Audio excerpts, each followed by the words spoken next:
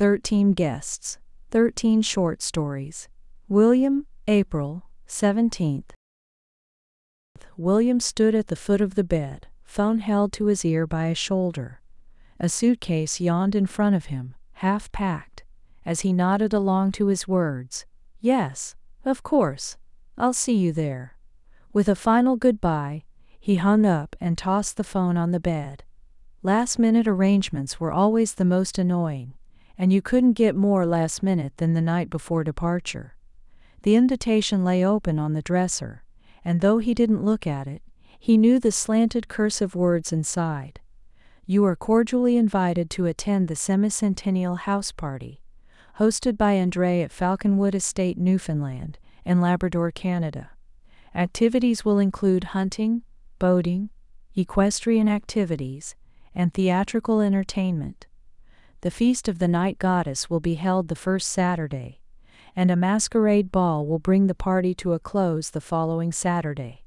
It went on to detail RSVP information. A handwritten note, stuffed inside, said that this year they were inviting new blood. With no details on who the new blood might be, the message had sent invitees scrambling to contact their friends and find out who had been invited and who had been excluded in favor of someone new. William hadn't bothered. The only 2 vampires that mattered had already called him. Past that, he didn't care who was there. In fact, new blood might make things easier. He picked up a bright blue tie from the bed, folded it, and placed it in the suitcase with the others. The neat row looked back at him with every color of the rainbow. Master will need extra shoes. He glanced to his human servant. Zin Lykke was her birth name, though he preferred to shorten it. He'd never understood the Burmese's need to give their children a laundry list instead of a single good. Then, adding the honorific their culture demanded, made it even longer. Not that he bothered with any of it. Yes, Zin, put them in the trunk. She bobbed her head and did as she was told. Her long black hair shimmered in the lamplight, and her skirt hugged her slim hips. He knew others found her attractive, beautiful even.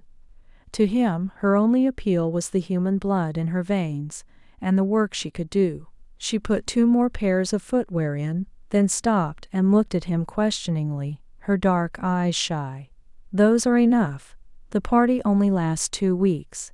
She nodded and turned to the stack of shirts on the dresser. He left her to finish packing and wandered through the apartment.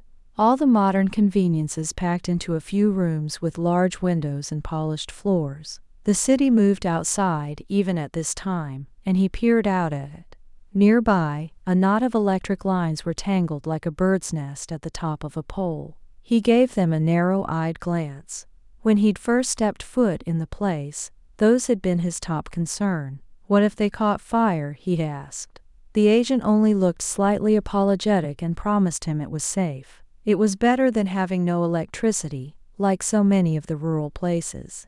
He was lucky to find this. He tugged the curtain closed and dropped onto the couch. Lucky to live on a metaphorical island of civilization, surrounded by a sea of primitives. But they weren't so primitive. He remembered times not so different. His eyes roamed the room. The electric lights gleamed on a myriad of things he'd never dreamed possible. A television, a DVD player, a shiny chrome-plated stereo. Chrome, like silver except it didn't tarnish. The gleam reminded him of a sword. His sword, and he slipped back into memories. He stood next to Aquilin, a friend and coven-mate, whose long blonde hair was bound in a ponytail.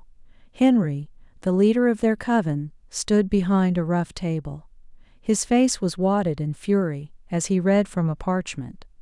With a snarl, he threw the letter to the tabletop. William snatched it up.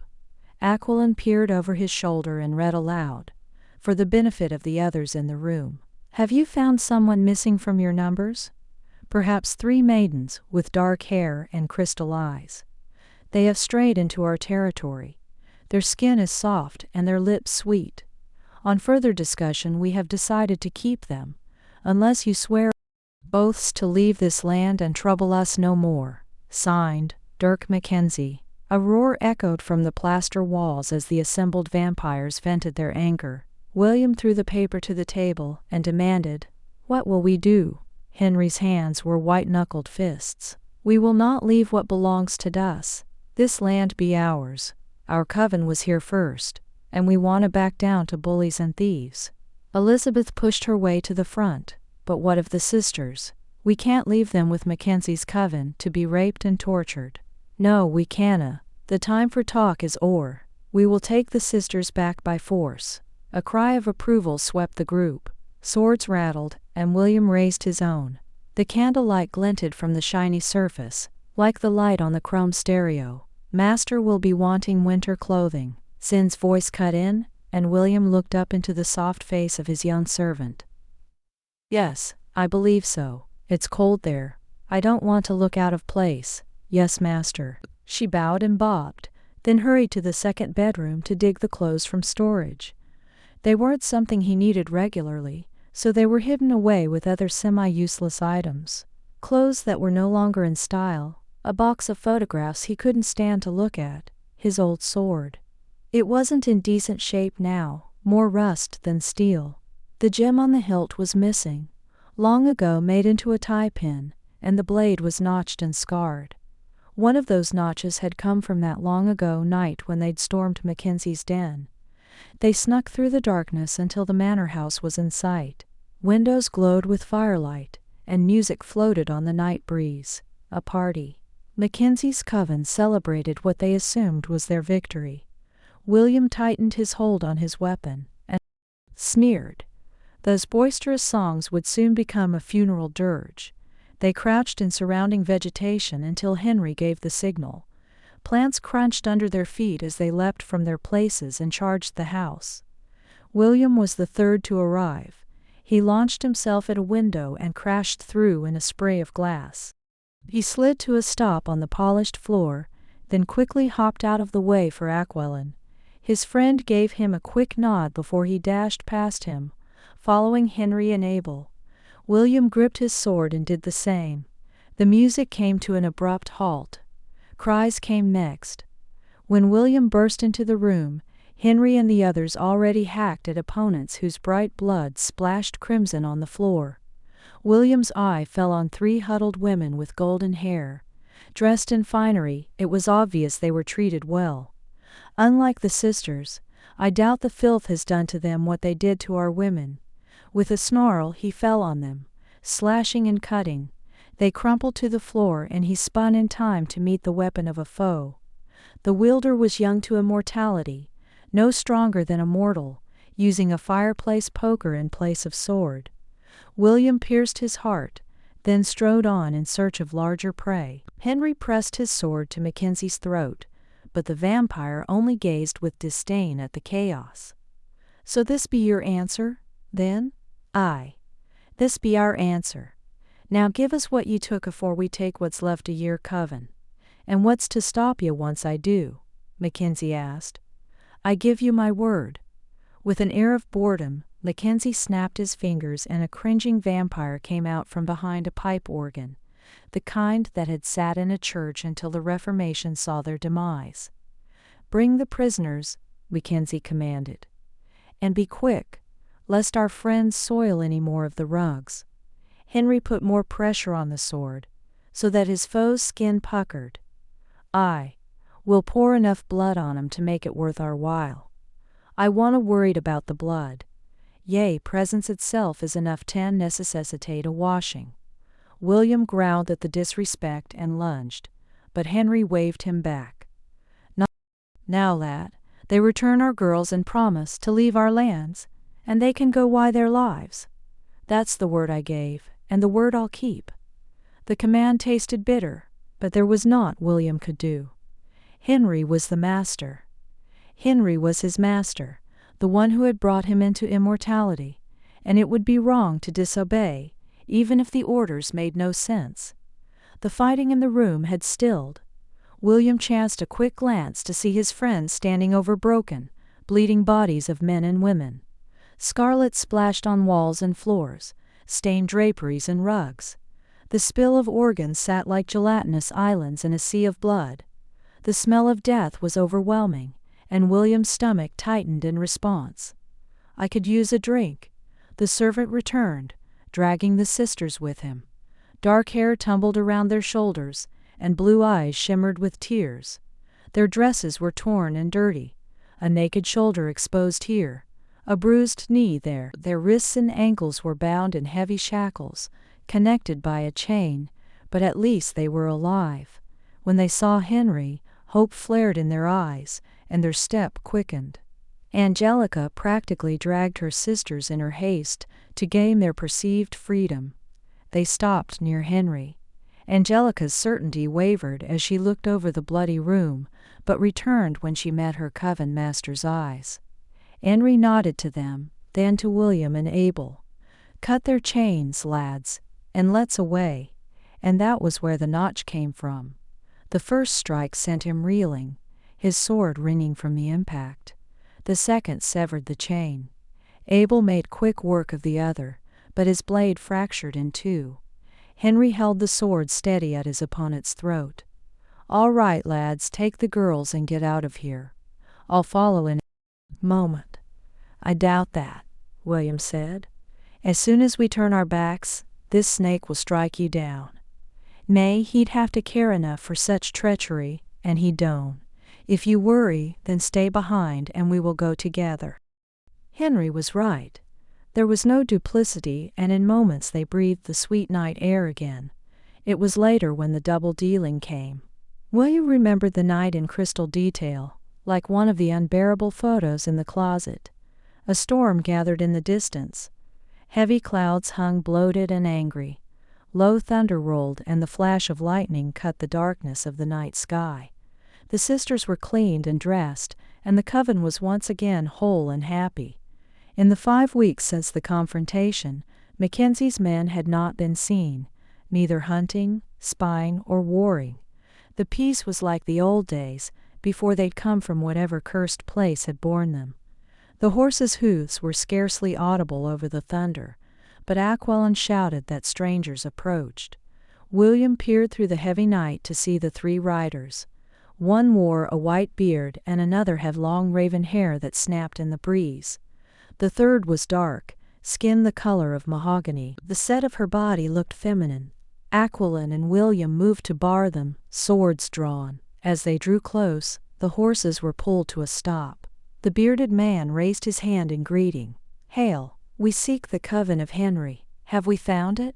"That depends on who asks," Aquilon said carefully. The man drew aside his cloak and lifted a heavy medallion from around his neck, as though it was proof of something. "I am Malik, an emissary of the Cugsancle, the true council, rulers of our kind. I bring with me my trusted servants. We come on business and wish to see the master of this coven." William's scalp prickled, and a shiver passed up his spine. Aquilon was older than he, as was Henry, but neither could hope to claim the years the bearded man carried. "Aye, if it's business from them, then you have the right place," Aquilon said, and stood down. He motioned William to do the same. A warning stirred in the back of his mind. He could feel the danger these 3 presented, like predators waiting in the weeds to strike. But at a second motion from Aquilon, he lowered his sword. "You may pass." Malik stayed on his horse, as did the woman. The third hopped down and guided his steed through, dark wary eyes on them, as if he thought they might attack. For a wild moment, William contemplated it, imagined swinging his notched blade with enough force to sever the vampire's head. Instead, he waited until they'd gone by, then followed. They led the group to the great hall where Henry sat before a fire with his mate. He dismissed her and turned to his guests. "I am Henry, fledgling of Ferdin. Who be ye, and from where do ye hail?" The bearded man lowered his hood to reveal a pleasant face. Dark eyes throbbed like jewels against toasted brown skin, and long white hair fell to his shoulders. Though he smiled, there was no warmth in the gesture. "My name is Malik. I am an emissary of both the Cugsancle and the Sodalitas. I bring with me my servants, Jorik and Katisha." As her name was said, the woman pulled back her hood and smiled. Her bright red lips made William think of blood, and something in the depths of her eyes brought more carnal pleasures to mind, as if she knew how to mix the two, in delightful ways he had yet to image. "I see, I have heard of ye before. The Destroyer and his servants, the Tormentor and the Hand o' Death." Malik gave a half-bow and Katisha laughed softly. "If you prefer such titles. Just what do such well-known travelers want of us?" Malik held out his hand, and Jorik placed a rolled parchment in it. Malik snapped the heavy wax seal, and read a long string of Latin. William recognized some of the words: war, trespass, death, and Dirk Mackenzie.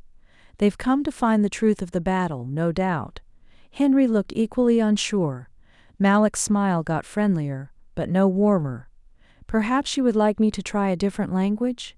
In gist, the Sodalitas have received a complaint that you waged an illegal war with the coven belonging to Dirk Mackenzie, fledgling of Orban, that you trespassed on their hunting grounds, and that you took many lives in an unprovoked attack a month ago. Does this sound familiar?" William gaped, but Henry silenced him with emotion. "Nay, 'tis not the way it happened." Malik turned to them one at a time. When William met his eyes, he felt the spark of something in his mind, a dream stealer. It was a skill that rarely worked on him, but this vampire was stronger than any he'd come in contact with before. Suddenly, the great hall dropped away, and he was in Mackenzie's den, slashing at the golden-haired women, their crimson blood arching through the air. Malik released him and turned back to his host. "Tut, tut. The Sodalitas do not suffer untruths without just punishment. 12 of their number were killed that night, and so 12 will you lose. Call your coven so that we may dispatch the punishment." William staggered back, his knees shaky from both the mind-reading and the pronouncement. "They encroached on our territory," he cried. "They are the usurpers." "And what proof have you?" Malik asked. "Were you in the right? Why did you not come to the Sodalitas for aid?" Henry stood angrily. "We don't need the help o' a council that sits on the other side o' the sea. We've always seen to our own, and we plan to keep seeing to it. Would you deny the authority of the Sodalitas?" Malik seemed to grow larger before William's eyes. Though he was ashamed ever after, he drew back from the pulsating power that flooded the chamber. Henry glared, his mouth a hard line, and Malik motioned to his underling. George gave a stiff nod and stepped forward. In a fluid motion, he drew his sword and swung. The fireplace snapped and hissed as drops of blood rained down among the flames, and Henry's head landed at their feet. William stood paralyzed, eyes wide in disbelief as Jorik rammed his blade through Henry's heart, then wiped the sword before returning it to its scabbard. "We need only take 11 now," Malik intoned. "My children assembled a coven so we may choose the unlucky." Even as the shock waned, William couldn't move. Like something from a nightmare, he stood frozen, watching Henry's blood pool on the floor. His eyes flicked to Aquilin to see his friend was no better than he. They were held immobile, bound to the bearded master's will. Malik gave them a pleasant smile that seemed more terrifying than kind. "It is best for you both to remain this way, lest you find yourselves among the chosen number as your master did." William wanted to swear revenge, but his tongue was as heavy as his limbs. The master laughed as though he'd seen the threat anyway. "And will you destroy the Sodalitas as well? How interesting it would be to watch you try." The coven members were herded through the door, some willingly and some forced. When they saw Henry's body, the reactions were a mixture of anguished cries and furious snarls. Malik turned to address them. "You have been summoned on orders from the Sodalitas, the true rulers of our kind. Your coven broke the laws when you trespassed on the land of Dirk Mackenzie, fledgling of Orban. You further compounded your sin when you attacked illegally and slaughtered 12 of his coven. In recompense, you shall lose an equal number." Elizabeth and her daughter rushed the bearded master, but Jorik took them out before they could reach him. Their limp bodies fell to the floor and he dispassionately cut out their hearts. Is there any other who would challenge me? Malik's voice boomed like the thunder outside. The others cringed back, terrified gazes locked on the grim spectacle of their dead. No?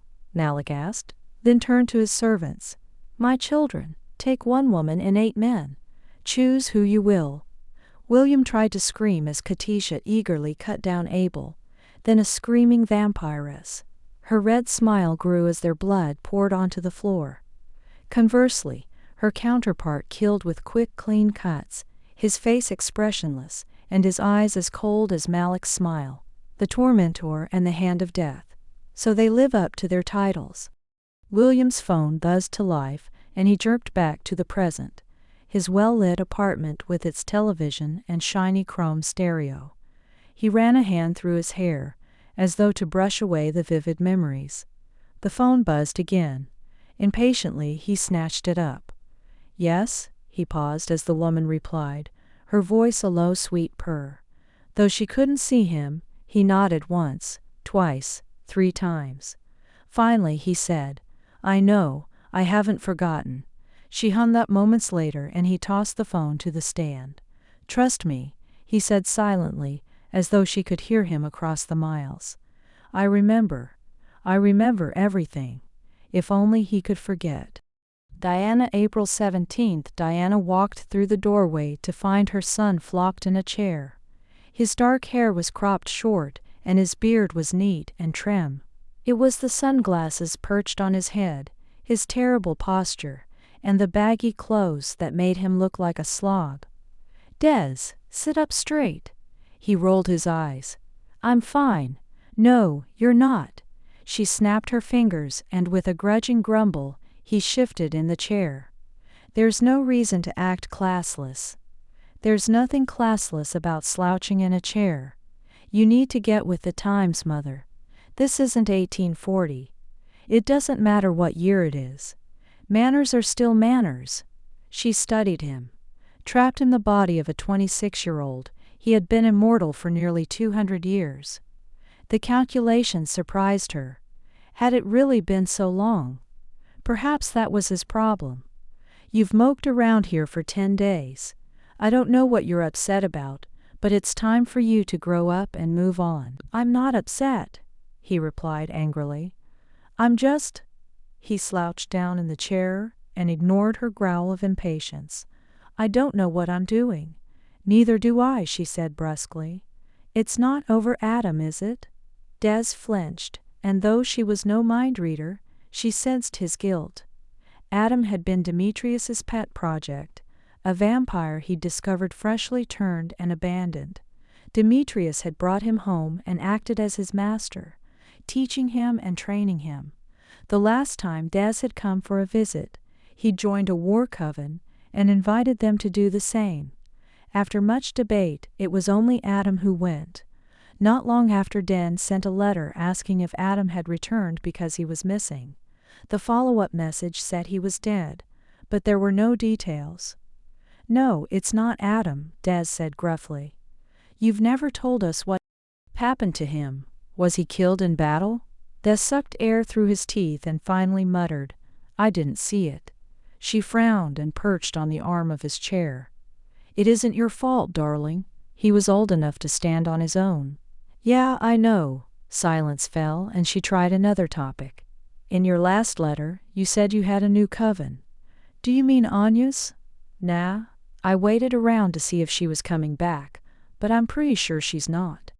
It was another conversational dead end, just as every sentence had been since he'd come home. Obviously, Diana needed to pry the information from him. Why isn't she coming back? It's a long story. She gave him her best mother stare, and he sighed. Fine, I'll make it short. You remember I joined that war coven to fight Claudius?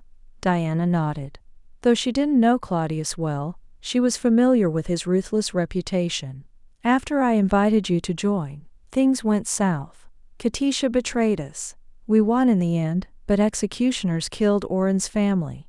We're pretty sure it was Katisha's fault, so since it was part of the war, we agreed to keep the coven together and fight the guild. Why not, right?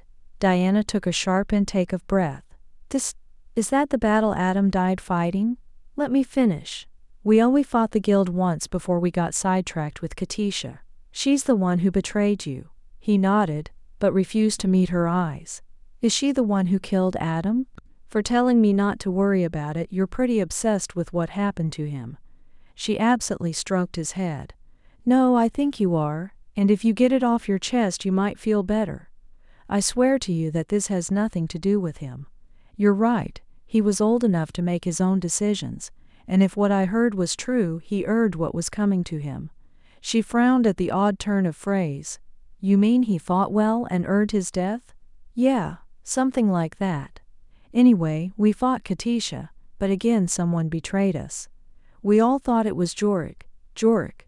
Diana knew that name by reputation. Is he an executioner? He was. But he quit. As I was saying, Jorik and Katisha used to be a thing. Word was they still were, so it wasn't hard to figure out he was the one helping. Things only went bad after he showed up, and in the end he had his human kill her, so no one ever got to question her. On top of that, he conveniently found a bunch of papers that said the traitor was Anya's brother. Anya was the woman you were seeing, whose brother headed the war coven. No, that was Tarina, Oren's sister. Anya and her brother were just members in the war coven. Like I was saying, there was a pretty strong case against Jorik, and those papers seemed suspicious to me. Tarina took Jorik's side and it just pissed me off. She was always sticking up for him, and it wasn't just her. Everyone except Anya acted like he was some hero. The minute Jorik showed up again, Oren even offered to let him lead the coven. I'd been helping out for 2 years, while Jorik just skated in and out when he felt like it, and they still deferred to him, even after he broke off and looked away. After he what? He killed Adam. All right, she reeled back. What? I thought he was your ally. He was. I don't know. There was a story that Adam and another guy made a deal with Katisha to attack Jorik's human. Katisha was insanely jealous of her, so it's not completely out there. And Adam, you know how Adam got bored all the time? The battle we had with the guild went really bad, so maybe he decided to defect. I don't know. He didn't tell me anything about it. He just disappeared, and the first I'd heard of it was after Jorik joined us. Diana gave a soft, heavy sigh. Now I understand why you wouldn't tell us. Yeah, can you imagine Demetrius' reaction? She chose her words carefully. He will be disappointed that his adopted fledgling would do such a thing, but he won't blame you or Jorik, and neither should you. Jorik. Des bit the name off angrily. You do better to call him God. Tarina acted like he was goddamn Superman. She was desperate to get him to join us. When he finally did, she was ecstatic. It will be all right now, and we'll win now, and on and on. Diana was starting to understand the complex situation. There's nothing wrong with jealousy, son, until it hurts you. I'm not jealous, just sick of it. Anya was the only one who understood, and she agreed that Jorik was the traitor. We split off together. Then, just before New Year's, Jorik showed up. He was with another coven and looking for Thomas. Who's Thomas? Anya's little brother. The one Jorik claimed was the traitor. Now they said he'd helped kidnap someone. Anya refused to relinquish him, so there was a fight. A neighbor called the human cops, and I told Jorik to just take Thomas. He wasn't worth the mess we were going to be in otherwise. He was one of those simpering, smug little twerps. The kind who sneer in your face. Then when you go to backhand them, they sick a pit bull on you and laugh while it tears you to pieces. He reminded me of Master Cosgrove. Diana shivered at the name. It conjured images of a foreign world, of a manor house, a pinched, angry woman, and her cruel, drunken husband. For a nanosecond she was back there, the man's booze-scented breath in her face, his wiry body on top of hers. She shuddered and pushed the memory away. Don't you call him that? Don't you ever call that? Filth master. Demetrius is the only master we will ever know again, and he earned that title when he saved us. Do you understand me? Her voice grew sharp, and Des nodded. Whatever. You can't pretend he didn't exist. It happened whether you like it or not. How could she deny Cosgrove's existence? The proof of it stared back at her with angry eyes whose owner didn't know his father's name, and he never needs to. She took a cleansing breath and laid her hand on Des. It happened before we were turned, son, and before doesn't exist anymore. All that matters is this life, our new life, the life Demetrius gave us. Des looked ready to argue, and she switched tack. You said they kidnapped Anya's younger brother? Is that why you're upset? No, I told you I let them go, and I've never felt bad about it. But Anya was furious. She took off, just dumped me in the coven. I waited around to see if she was going to come back. Then, a couple of weeks ago, we got a message from the guild that they were investigating Thomas's kidnapping and requested we appear. I thought he was dead, but I guess they used some old punishment on him. The High Council called it illegal. The old way. They turned to see Demetrius standing in the doorway. His smile turned grim as he joined them. The old way was a punishment reserved for the most heinous crimes. A criminal's arms and legs are removed, and in some cases their lower jaw, and then they are buried in the ground, left to die over countless years. It was outlawed. Now it can only be administered by the guild. In the new version, the vampire is encased in cement, most often with their limbs intact. Diana shivered as she imagined the horror of the act. How cruel! Demetrius rubbed her shoulders softly, a soothing gesture he'd employed 1,000,000 times over the years. It still worked. Those who suffer this fate have usually committed crueler crimes. What did this one do? Des made a low, angry noise. That's just it. At the trial they had to read Thomas's mind because he doesn't have a tongue anymore. Turns out he really was the one who betrayed us. We almost got killed, and the worst part is he had no reason to do it. Jorik at least had a history with Katisha, but Thomas, they knew each other. They were all down south together before the Civil War, but he didn't have that kind of history with her. He didn't owe her any loyalty. He sentenced all of us to death, and I don't even know why. Motherly fury rose to the surface. Her son could have been killed, and for what? A war that didn't matter? Demetrius rubbed her back and said soothingly, "But you weren't harmed. That's the important thing to remember." "I suppose," Des said slowly, "but now I look like a jackass. I've told anyone who'd listen that Jorik and his human are traitors. Don't get me wrong, I still don't like them, but they didn't do what I said they did." "People make mistakes," Demetrius offered. "Yeah, a mistake is one thing, but calling God himself a traitor when he's not is something else." A terrible scenario leapt into Diana's mind. She saw her son dead, murdered by a furious former executioner. "Perhaps if you apologize, Jorik won't seek restitution." Des motioned her opinion away. "I'm not worried about Jorik. He won't bother me, and I'm not going to bother him. It's Terina. She wouldn't accept an apology." He sighed and dropped further into the chair. "It's probably just as well. Jorik is her hero, and I can't live up to the guy's legend. As for Anya, no way will she forgive me. Truth is, I don't want her to. Last thing I need is tangled up in her mess. But now I don't know what to do. I could go home, I guess, but why bother? There's nothing there now. Benjamin's dead, and Herrick's dead, and Mike is off with Jorik and his bunch. Marcellus left years ago. Maybe it's time I do the same, though I don't know where to go." "You could come here," Demetrius said. It took Des a moment to answer. "I appreciate the offer, but I'm not sure it would work out after living on my own." Diana didn't understand, but the choice wasn't hers to make. As long as he was safe, she'd be happy. "I thought you were working on a picture book." "A graphic novel. Yeah, I got it done. I guess I just need some downtime to pitch it to publishers." Demetrius' smile turned inquisitive. "How will you do that? Do they meet with clients after sundown?" "Nah, it's all email now. I doubt I'd ever meet the agent or the publisher. In person, and if I go indie or small press," he trailed off at his mother's blank expression.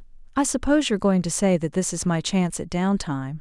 She hadn't been ready to say anything, but better to let him think she was omnipotent. "Is it? It could be. I don't know. I guess while you're gone at that party thing." I'll think about it. I have a better idea. Why don't you come with us? She looked to Demetrius for approval, and he nodded. I'm sure Andrei won't mind an extra guest. This year's invitation said there would be new guests to add variety. I won't say it's not time, Demetrius commented. I've been to at least 8 of these. Though the entertainment changes, the faces don't. It's the same vampires with the same complaints. Yes, but those who weren't invited feel slighted, Diana said quietly. A round of angry phone calls, shortly after the invitations were mailed, had revealed who was going and who wasn't. Those that weren't were mad, very probably. I imagine Andrei will be begging forgiveness for years to come. That is, if he cares. I'm not positive he does. Diana tried to imagine being so self-assured, so powerful, that others' opinions didn't matter. She couldn't do it. She blamed her humble beginnings. The life of a slave wasn't pleasant, but how could she hang on to that, and at the same time tell Des to let it go? Though she saw the hypocrisy, it made no difference.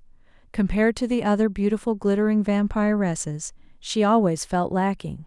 Though Demetrius dressed her in expensive jewelry and designer gowns, she knew they could see through the luxurious wrappings, and see that she didn't belong with them. She wasn't one of them.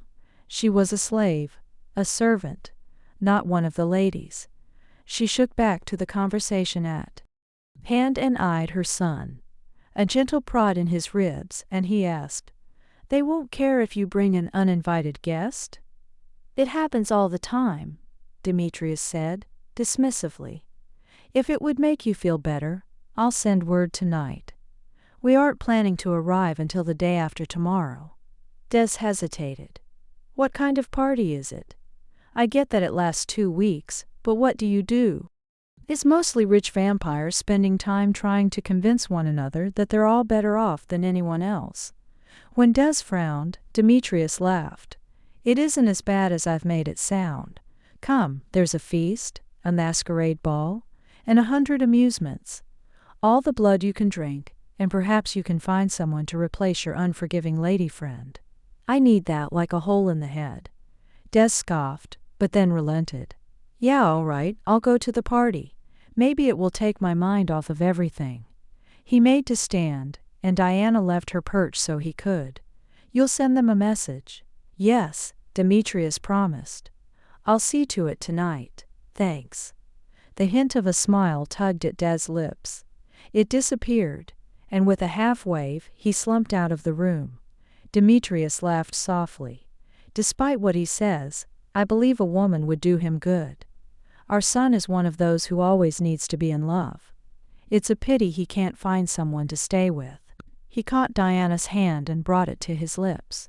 As he kissed her knuckles, his eyes twinkled. "Perhaps one day he will be as lucky as I am." She tucked her hand back and stifled an embarrassed laugh. "You say such things. True things." He dropped her hand to pull her to him. "Some nights I look at you and wonder how I was so blessed to find you. After all the long years of loneliness, at last I have that which makes immortality bright. You could have any woman you wanted." "Ah, but I wanted you." He nibbled her neck, ignoring her squeals. "Do you remember when I first saw you? You were masquerading as a man from London, and came to the Cosgroves country manor.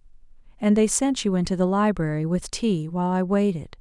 You offered scones, but the only thing I wanted to taste was your lips." "I'll taste them now."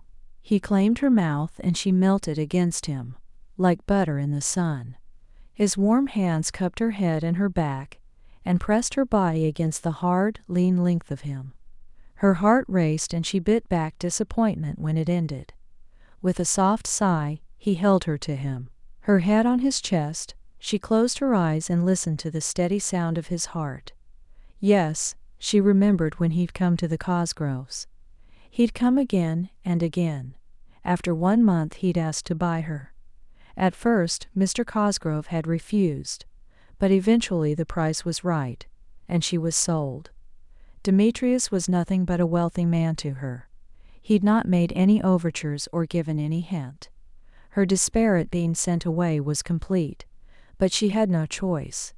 In her mind's eye she could see the manor house fading into the distance, knowing that her son was still there. When she arrived at Demetrius's, he'd offered her every comfort. It took a week to battle her confusion and decide that the new situation was real, that he did not wish her to be a slave or mere bed warmer. Still, it was a month before she was brave enough to ask the question, "Why do you want me?" Another month brought questions of a more superstitious nature. "Why do you never wake in daylight?" Her Christian education whispered tales of monsters that Demetrius's echoed. But, she asked herself, how could he be a demon cursed by God, and yet be the kindest man she had ever known? Soon, she accepted his offer of immortality. Only then did she mention her son. Though a grown man, she couldn't bear to leave him enslaved. As she explained the circumstances of his birth, Demetrius's face hardened until his eyes were slits of hatred. She feared the wrath was directed at herself, but he corrected that false impression. There was no offer to buy Des freedom, as he had hers. Instead, they visited in the dark and gave Des the immortal gift. Master Cosgrove and his wife made a fitting first meal for her son. After that, they fled England for the United States of America and settled in the rugged north. The winters were colder, but as a vampire she didn't mind. What she appreciated was that the women were different, not wilting lilies in lace and heirloom jewels, but rough and loud, and as hard-working as their men. Civilization rolled over them. It brought with it finery and tea parties. But it was a society that she never approached, never got involved with. The last thing she wanted was to play her ladyship in a starched dress. Demetrius' kiss brought her back to the plant-filled room, and she asked, "You'll send the message?" He winked. "I already have." She looked confused, and he whispered, "When he first arrived, sulking and fretting, I thought then it would be good for him." "You didn't tell me." "No, because it is better if he thinks it's his idea. If you knew, you'd have simply ordered him to attend." He grew serious. "I know you don't like the semi-centennial parties, but perhaps this one won't be as stiff as usual. Your son is willing to give it a chance. Surely if you ask it of him, you can manage it yourself." Though she promised him she would, secretly, she doubted she'd be able to let go of her past and the self-loathing it left behind, even if it did make her a hypocrite. Urian, April 17th. Urian combed his blonde hair and studied the effect in the mirror. Of medium length, it curled just before his shoulders, leaving delicate wisps that teased his ears.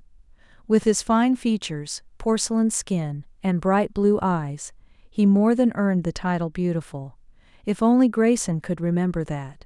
He dropped the comb and glared at the disarrayed countertop. Taylor's toiletries were scattered like a teenager's. With a snarl, Urian made use of the cologne, Grayson's favorite. It cost nearly $400 a bottle. There was a time he used to buy it for me. Now he gives it to that kid. And kid was what Taylor was. Not because he looked all of 19. Urian didn't look more than 21 himself. But because he'd only been immortal for 2 years. And he's so useless he can't even recap the cologne properly. Urian started to screw the lid on, then stopped and perched it haphazardly on the bottle, just the way he'd found it. He wasn't their maid. Let one of them deal with it. He stormed out of the bathroom and down the hall. Taylor's annoying laugh floated to him from the living room, and he drew to a stop. He remembered the first time he'd heard that laugh. He and Grayson had gone to a club in search of dinner, as they did every Saturday. The clubs changed, but the routine was the same. Even their conversation was the same. They dressed in their hottest threads and sashayed through the door, as if they owned the place. At one time they danced and enjoyed themselves, but after a few years the process was an oiled machine. An immediate scan of the room revealed their victim, some pretty boy who wanted to drink himself to death. They took turns. One would split off to the dance floor, and the other would approach their prey and warm him. After the signal, in this modern age it had become a text message, the other would join them and suggest they go somewhere quieter. Too pissed to think it through, their mark would agree. In the alley or along some lonely road, they'd fulfill his death wish. Then they went home and made passionate love, or sometimes they did it right in the car, the bloodless body still warm in the seat near them. But not that night. Urian felt Grayson's excitement when he saw Taylor, like a fluorescent bulb firing up. His eyes fairly crackled with electricity as they roamed over the youth. Messy dark hair, an open-collared shirt, and a stud in his ear. He was nothing new to Urian.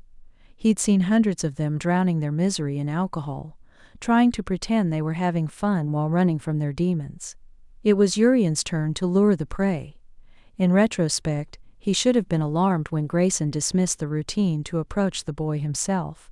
But he hadn't then. He'd only agreed, and wandered deeper into the throbbing dance floor. He waited for the buzz of his mobile. As one song after another played, nothing happened. More than once he checked to make sure it was powered on, checked that he had signal. He even went to the bathroom and sent a text to his friend Yandra to make sure it was working. "Yeah, I got this. Your phone is working," came the reply. So he chanced fate and texted Grayson. The answer left him confused. "We're out back." Why in the bloody hell would they be out back? That wasn't supposed to happen until after he joined them. Unless the kid had gotten ill, or decided he wanted air. As he shoved through the club for the door, he told himself that was the answer. The kid had bolted outside, and Grayson had followed. What he saw in the alley made his heart stop. The kid was half draped over a dumpster, his shirt and pants open, his face and chest smeared in blood. Long-lashed eyes were partially closed, and his mouth hung at an odd angle, as though he might drool. Grayson leaned against the rough brick of the building. His scarf fell over his naked shoulders. Crimson stained his mouth and his hands. The cigarette that hung from his full lips spoke words Urian didn't want to hear.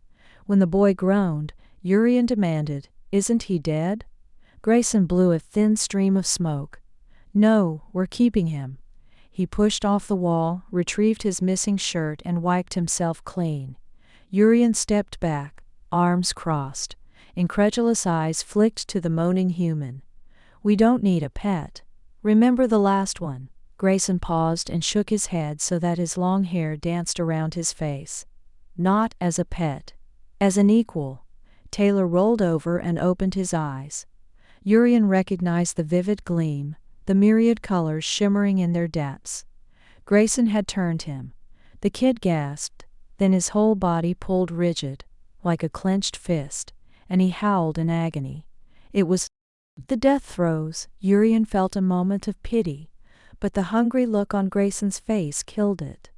Let the kid suffer. They'd hauled him home, and by the next evening Taylor was reborn. An immortal beauty with model-like cheekbones and perfectly sculpted eyebrows. He wore the same size clothing as Urian, and Grayson lightly suggested he loan their new brother something to wear. "Unless you prefer to leave him naked. He has the body for it." He chuckled. "Once he's fed, we'll take him shopping for a wardrobe of his own." Urian nearly bit through his tongue as he hauled his least favorite clothing to the locked guest room. Inside, Taylor sat hunched on the edge of the bed in his underwear. He leapt to his feet, muscles tense. Urian readied for an onslaught, but the kid pulled up short. "Who the fuck are you?" Urian's answer was to throw the clothes on the floor and walk out. Grayson waited in the dining room. His fake casualness barely concealed his impatient excitement. Urian grabbed the pitcher from his hands. "Why is he here?" "Who?"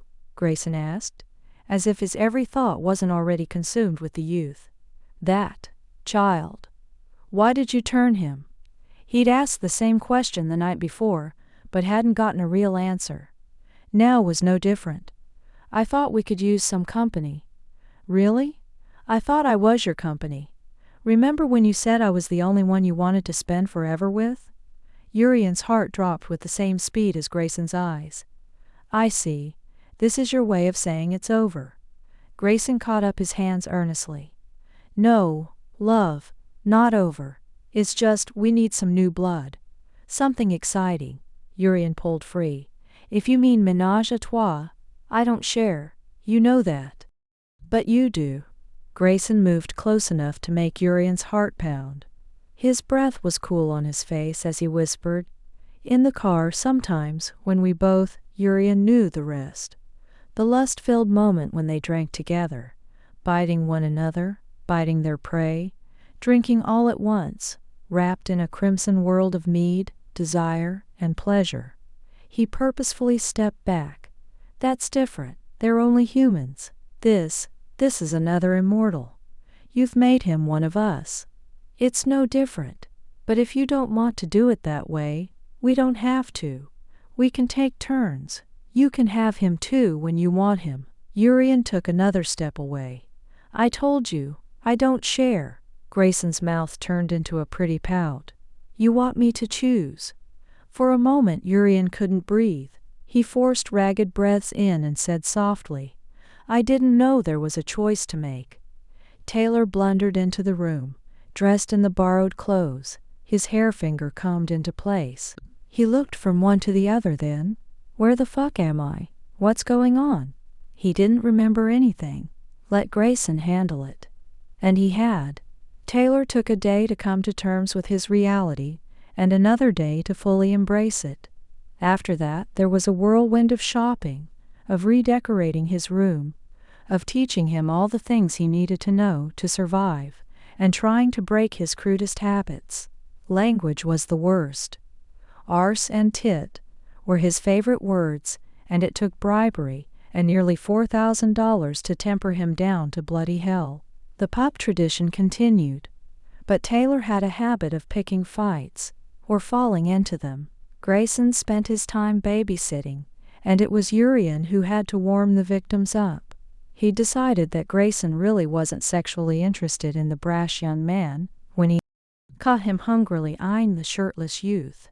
"Do you want him that bad?" he asked with false casualness. "What? No, of course not." But they both knew it was a lie. At first, Grayson worked hard to keep up the illusion, but as weeks passed, he spent fewer and fewer nights in Urian's bed. Desperate, Urian turned to Yandra for help. "He obviously wants some spice. You said yourself that's why he turned the boy. When was the last time you took the initiative? Made Gray feel special and desired?" He didn't know, and she pushed. "Go on, give it a try."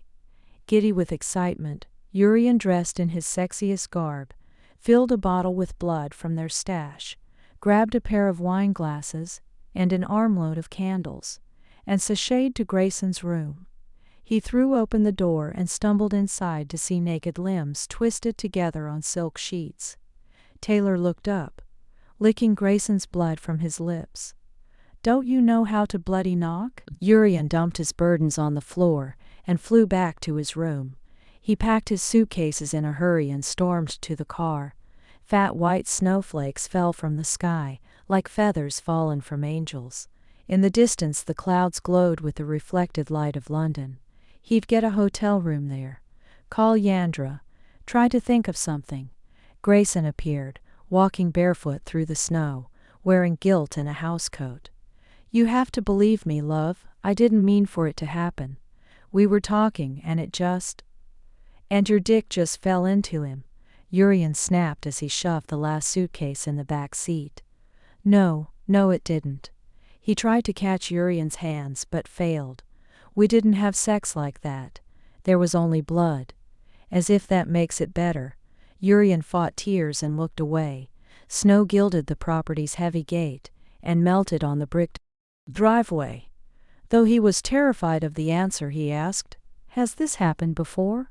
"No, I swear, Urian." When he didn't respond, Grayson pressed, "Urian, please stay." He spun towards him, eyes shiny with tears and betrayal. "Why should I?" Grayson's voice was raw. "Don't go, love. I know I hurt you, but I never meant to. Please, the three of us." "There is no three of us. There's you and him, or you and I. Nothing else." Grayson's hands wadded into fists. "Why do you have to be so unrelenting? Can't you let me have this one little thing? He's only a toy. I'll tire of him, and then it will be us again, like it was. And you expect me to stay here?" to watch this. You and him, fucking on our sheets. But we won't. Grayson stepped closer, his voice even and soothing. I promise we won't. We'll only share blood, nothing more. Snowflakes melted in his dark hair, and on his broad shoulders. I love you, Urian. Don't go. Just allow me this one little eccentricity. I'll make it up to you. Anything you want. Name it. And it's yours. He caught his lover's hands and ran his thumbs over his knuckles. Don't throw away everything we've been, everything we could be. All these Urians, Urian. Don't dismiss them like trash. Isn't that what you're doing? In the end he stayed. He confided in Yandra, but her opinion wavered back and forth. You need to stand up to him. You deserve better. Then she'd say, though you've been together more than 300 years, maybe it is time you took a break. You could stay with me. Think of the fun we'd have. But he wouldn't have fun. He'd miss Grayson too much. Right or wrong, Grayson was like a drug, an addiction he couldn't shake, and the thought of spending a lifetime without him left only one option, the darkness of eternal sleep, which might be better than this. Urian shook back to the present and forced his feet forward. Since that night he'd seen less and less of his lover, and it had been 6 months since they'd been intimate. Grayson lived and breathed his toy, the way he'd once lived and breathed Urian. They sat in the dining room, dressed in their sexiest, laughing over their plans. Going out? Urian asked. Grayson didn't look at him. Yes, since we'll miss our Saturday, you can come. As if he wants me to. No, Taylor snapped. He's too gloomy. I want real fun before we go to that boring-ass party. Andrei's party? Urian demanded. I didn't know he was invited. Taylor tossed his head, so that his hair shimmered. I'm Grayson's mate. Of course I'm invited. Now, Grayson started, but Urian cut him off with a chuckle. Did you see the invitation? Taylor's hesitation said he hadn't, and Urian smiled for the first time in days. Shall I fetch it? That's not necessary, Grayson said quickly. It's no trouble. I'll be right back. Grayson's voice followed him, but he ignored it, and only returned once he'd gotten the envelope from the study. Let's see what it says. Urian pulled the invitation out with a flourish and read, To Grayson and Urian, you are cordially invited. Taylor jumped to his feet and turned accusing eyes on Grayson. You said I was invited. Yes, you... Of course you weren't. Urian tossed the invite onto the table. You're not old enough. Andrei has servants 6 times your age, and they're still not considered worthy enough to participate. What the bloody hell? Enough, Grayson shouted. I sent the RSVP for 3, so it's settled. We're all going. Taylor dropped back into his chair, sulking. Maybe I don't want to go. I don't care what you want, you're going. And Urian? Grayson focused on him. You're going too. We will enjoy ourselves. With a bunch of crusty codgers, Taylor muttered. Bloody brilliant. Grayson gave the boy a hard look, then tossed him the car keys. Warm it up. I'll be out in a moment. Taylor pouted, but did as he was told. When the sound of the front door echoed through the house, Grayson sighed. He's getting willful. Perhaps I spoil him too much. Perhaps, Urian scoffed. His every whim is your command. I can't think how much you've spent on him. Clothes, shoes, parties, that stripper we had for a month. A month. I was tired of listening to her shout for help. Well, the basement is soundproof now, so if there are any others, there shouldn't be any others. It's ridiculous that you put up with his behavior, just because he's attractive. There are other fish in the sea, shinier, prettier, better-behaved fish. Grayson stared at the tabletop, as if seeking an answer. To be honest, love, I'm starting to get tired of fish. Then perhaps it's time you went back to your plain boring budgie. Grayson looked up. His mouth twisted in a smile that was both sad and amused. You're far from a boring budgie, love. You could have fooled me. Urian reached for the invitation, and Grayson snatched his hand. I'm sorry. I know this has been hard on you. I should have listened back when I first. I was just bored. Not with you, but with everything. I thought Taylor could inject some youth into our dried-up old corpses, but more often than not I find him grating rather than invigorating. Urian resisted pulling away. Do you mean he's leaving? Maybe. Rian glared and Grayson sighed. The trouble is, there's nowhere to send him.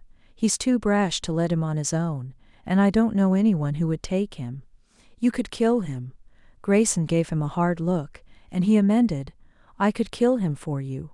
No, he's one of us now. You can't just murder him because he's gotten annoying.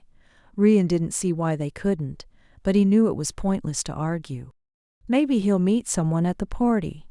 That's what I'm hoping for. Grayson looked into the distance wistfully. He is beautiful, though. Beauty does not a good companion make. I hope you've learned your lesson. Grayson released him and stood. Yes, I think I have. For now, at any rate, and if I relapse, slap me and remind me of this. He checked his watch. You're sure you won't come? Urian shook his head and Grayson pressed a kiss to his cheek. I'll see you when we get back, love. His lascivious tone made his intentions clear, but Urian refused to make it easy for him. We'll see. He watched Grayson make his way out the door and onto a night at the club. His mind ran with calculations. If he could only scrape Taylor off on someone else, they'd be free. The boy liked both men and women, so it shouldn't be hard to find someone to his taste among the rich, beautiful guests. Hopefully he could keep his mouth shut long enough to get them interested in him. Urian made a mental note to talk to Grayson about it. He'd have to offer the kid another few thousand to get him to behave like he hadn't been raised in the gutter. They only had to fool someone for 2 weeks. 2 weeks. If Urian could just make it through, Grayson would be his again. Take that, Taylor. Grimald, April 18th. The bang of the gavel echoed through the council room. As the leader of the Hoer Rat detailed the council's findings, Grimald eased his hand out of his wide sleeve to glance at his watch. It was almost time to stop for the evening. Surely there wasn't time for another trial. Have you packed yet? The thought whispered through his mind, and he looked to the vampire next to him. Darian had dark hair that fell in his eyes, and the face of a man in his 30s. Though he looked younger than Grimald, he was actually older. Darian gave a subtle nod to say the implanted words had come from him. Like everyone on the council, he was a dream stealer. A vampire who could read minds, and like more than half of the council, he was also a whisperer, and could send thoughts to someone else. Whether for better or worse, the thoughts seemed as if they came from the thinker's head, and many times a whisperer had manipulated someone into feeling or doing something with the assumption it was their own idea. Even Grimald had done it. But since he'd joined the council, he used the gift more for work and communication. With a glance to the council leader, Grimald replied silently, No, I haven't packed. I have a dinner engagement, but I will after that. We're not leaving until tomorrow. Better to be prepared early, his friend popped back. Grimald dismissed the overcautious idea. It's only 2 weeks. How much do I need to take? The council had turned to them with a dark look.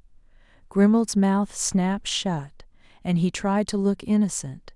Among a group of whisperers, it was useless. Their leader said coldly, If we are all in accord, this council is dismissed. The gavel banged, and those sitting among the chamber's benches exited. Grimald and his fellow councilmen stood and headed through an invisible door in the back of the room. A narrow corridor led to the council chamber. From there they filed into dressing chambers, where they stripped off their emerald robes in favor of everyday clothing. Grimald dressed in a light gray suit and finished it off with a watercolor tie in vivid shades of blue and green. He combed his thin gray hair and mustache and tried to tame his right eyebrow.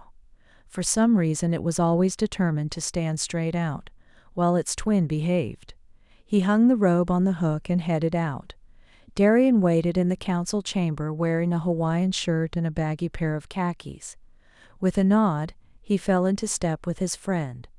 You said you had dinner plans. Yes, Wolf and Sadira invited me to join them. Grimald made his way through an antechamber and into a marble hallway. Will you join us? I appreciate the invitation, but I don't think I'm dressed for it. Grimald held back a chuckle. You're never dressed for anything. Yes, I am. I'm dressed for going back to my apartment and relaxing with a book and a warm jug of blood. Besides, Wolf gives me a headache. Suit yourself. Darian grinned. I know he's one of your favorites. I am fond of him, yes. He's stiff, stuffy, focused, Grimald corrected. But he's not so serious when he's off duty. I'll take your word on it. They paused at a T-junction. This is where we go our separate ways. Don't forget to pack. I don't want our flight delayed because you're throwing things in a trunk. If you're worried, you can always travel alone. And foot the cost for the whole trip myself. That's crazy, especially when you're invited too. It makes more sense. I know. I won. I was only joking. Never mind, I'll see you tomorrow. Early, Darian reminded him. Yes, early. Good evening. He shook his head as he walked away. He understood Darian's concern. Though both had been invited to Andrei's party, neither was keen to go alone. When an enclosed note explained that some of the old guests had not been invited in order to accommodate new blood, they'd called one another in unison and demanded, "Did you get an invitation?" Grimald had then called Frederica and Gigi, as she called herself now, but both had been cut. You could come with us, he'd suggested. The women scoffed. I wouldn't go now if Andrei paid me. If I'm not good enough for an invitation, I'm not good enough to be your +1. Have fun with the new blood. New blood, he mused silently as he stepped onto the ornate elevator. I wonder just who that means. Though he'd spent the 5 months since the invitation arrived, asking around, he couldn't find anyone else who'd been invited, besides Darian and some of the usual guests. The whole thing smelled mysterious to him, and where there was a mystery there was usually excitement. I'm too old for all that. When he reached the restaurant, he was escorted through the main dining room into a more private back room. Though it had fewer tables, it was decorated in the same black and white motif with only an occasional rattan wall hanging to add texture or color. He supposed they called it sophisticated nowadays. He just called it boring. Wolf and Sadira were already seated at the table. He looked young with dark shoulder-length hair and shrewd gray eyes that suited him well in his role of head. Scharfrichter. His wife was a plump blonde, but not to be underestimated. She'd earned her place as a Scharfrichterin, one of the Sololita's elite police force. When they saw him, they stood. Wolf offered his hand, and after a round of greetings, they took their seats. How are things? Grimald asked cheerfully. I heard you were both on assignment? Wolf returned yesterday, Sadira answered. I only returned this evening. Nothing too exciting, I hope? He asked politely. Sadira toyed with her napkin and frowned. It was technically routine, but something. It may be nothing. Wolf gave her an indulgent smile. You worry too much. After everything we've seen, she trailed off. Grimald didn't need to use his abilities to know what she meant. The godlike Samael. An ancient legend, Samael was a 6,000-year-old vampire who had turned out to be real. Wolf and Sadira had gotten mixed up in the myth's resurrection and had watched the vampire kill with a thought. Though Grimald hated to undermine Wolf, there was a reason Sadira was where she was, especially being a woman. She had the skills and the instincts of a warrior. There must be something to have you disconcerted, dear. Now what was it? There was a pack of rogues near Tail. The usual thing. They went on a rampage, killed a shop owner and his wife, and kidnapped their children. Luckily, there were no witnesses, so we left the bodies for the human authorities. We tracked down the pack. They'd already drained 2 of the children and put the 3rd in a holding pen. If the skulls are anything to go by, they've had other children there before. A waiter interrupted. After they ordered, Grimald turned back to the conversation. What part of this disturbed you? Sadira shifted uncomfortably. The children are sad, of course, but it was the suicides that still bother me. After we killed the leader and half of the coven, one of the remainders shouted, I can only call it a prayer, addressed to the night goddess. The others took up the call and then they cut out their own hearts. I've never seen anything like it. They didn't scream or cry or rage, only chanted in a monotone. She shivered and wadded the napkin into a ball. They were crazy, Wolf said dismissively. Yes, but the night goddess? Grimald dismissed it. That explains the children. Her cult always preferred the blood of the innocent. She was once worshipped by all, though she fell along the road to modernism. It was in the 1000s perhaps. No, to be honest, she had been fading long before that, and when the Kuxankal unified us, they stamped out her following wherever they found it. By the 1400s it was only cults and religious lunatics who clung to the practice. Still, it's not completely surprising to find some small pocket that still remains. But they weren't so old, Sadira said quietly. The oldest could have been no more than 100. So they've picked up the old religion. Youth does that sometimes, in a quest for belonging. Perhaps, Sadira murmured. But with the reappearance of Samael, you think a resurgence is coming, brought on by his resurrection? The waiter appeared with 3 tall glasses of blood. They thanked him and sipped their drinks. Though the conversation moved on, something in Sadira's eyes remained unsettled. After dinner they said their goodbyes. Wolf told him to have a good trip, and as they shook hands, asked softly, You don't think there's anything to this night goddess, do you? No, I wouldn't think so. Why? Wolf glanced over his shoulder to where Sadira talked to an acquaintance they'd run into. We don't know where Samael is right now. The Kuxankal can't find him. Ishkur is still looking. After what Samuel did in Chengde, it wouldn't surprise me to find he is raising an army. Perhaps, but if he is, would the followers worship a goddess or a god? Unless he is a very different personality than I imagine, I can't see him sharing the adoration. I don't know, Wolf admitted. My brushes with him were both minor and left little time for conversation. I hoped to speak to him in China and discern his plans, but he disappeared before I had the chance. He dropped his voice even lower. I did an international search in the database for Goddess of Night and found several incidents over the last 300 years, mostly confined to Asia. In the last year there have been a few elsewhere. That they're branching out may be a sign that the religion is gaining traction again. It was only resurrected months ago, not a year. He couldn't be recruiting for a cult from his grave.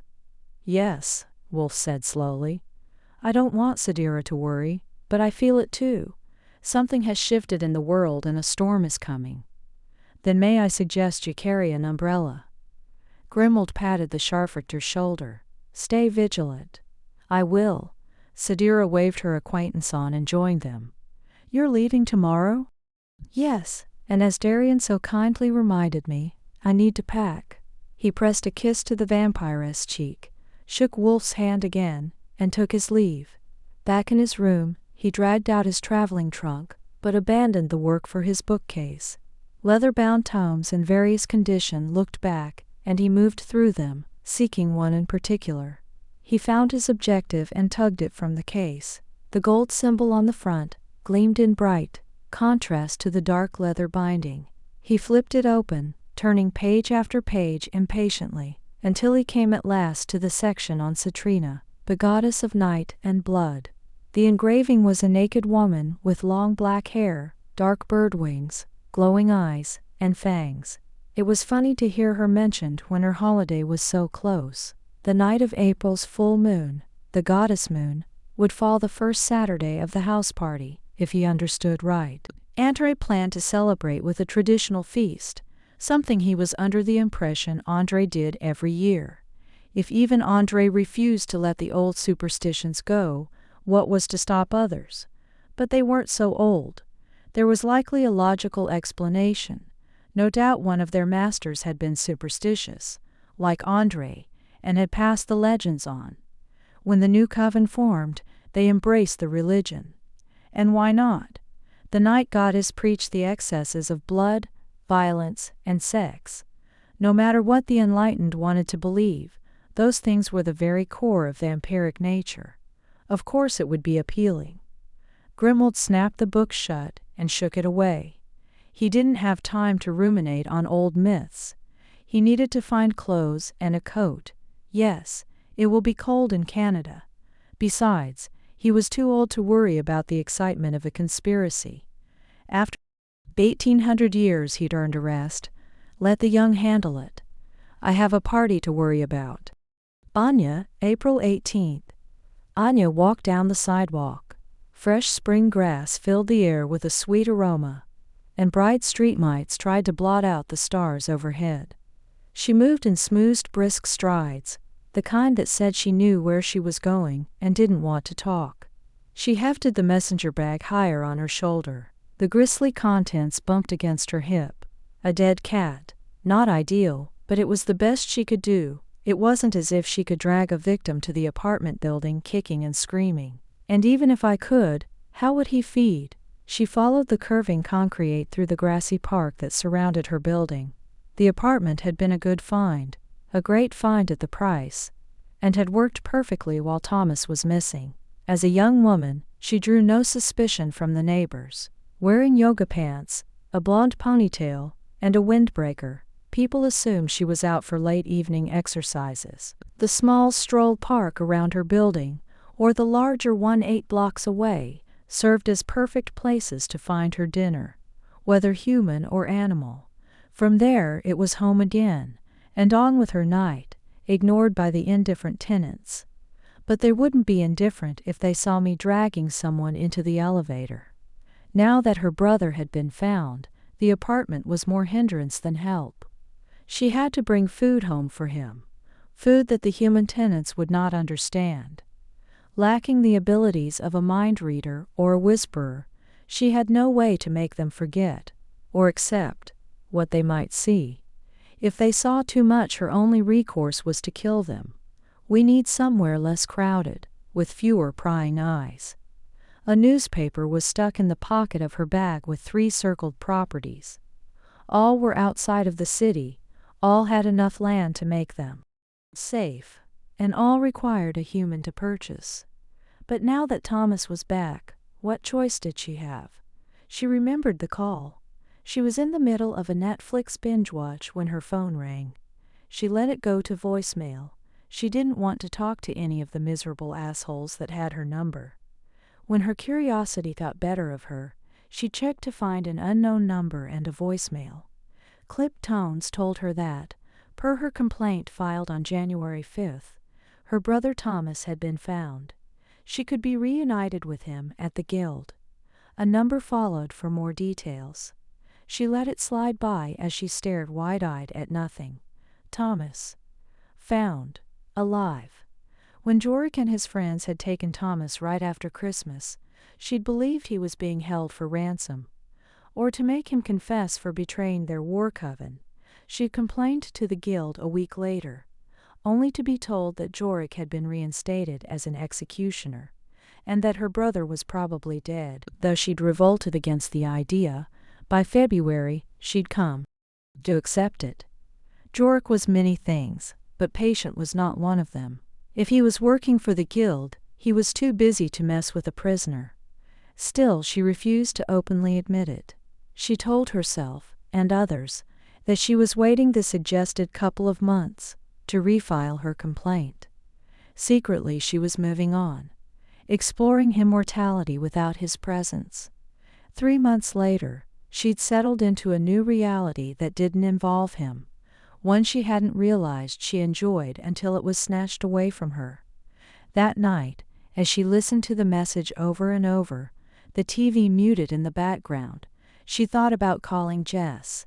She hadn't seen the vampiress since Oren's war coven. After the first battle with Katisha and the guild, when Georgia had been killed and before Jorik had joined, Jess hightailed it out. She wasn't one of Anya's fledglings, so she hadn't stopped her. But now Jess was the only vampire Anya could think of that might be glad to see Thomas alive, and even she might not. They didn't part under the best of terms. Not that anyone ever left Thomas under the best of terms.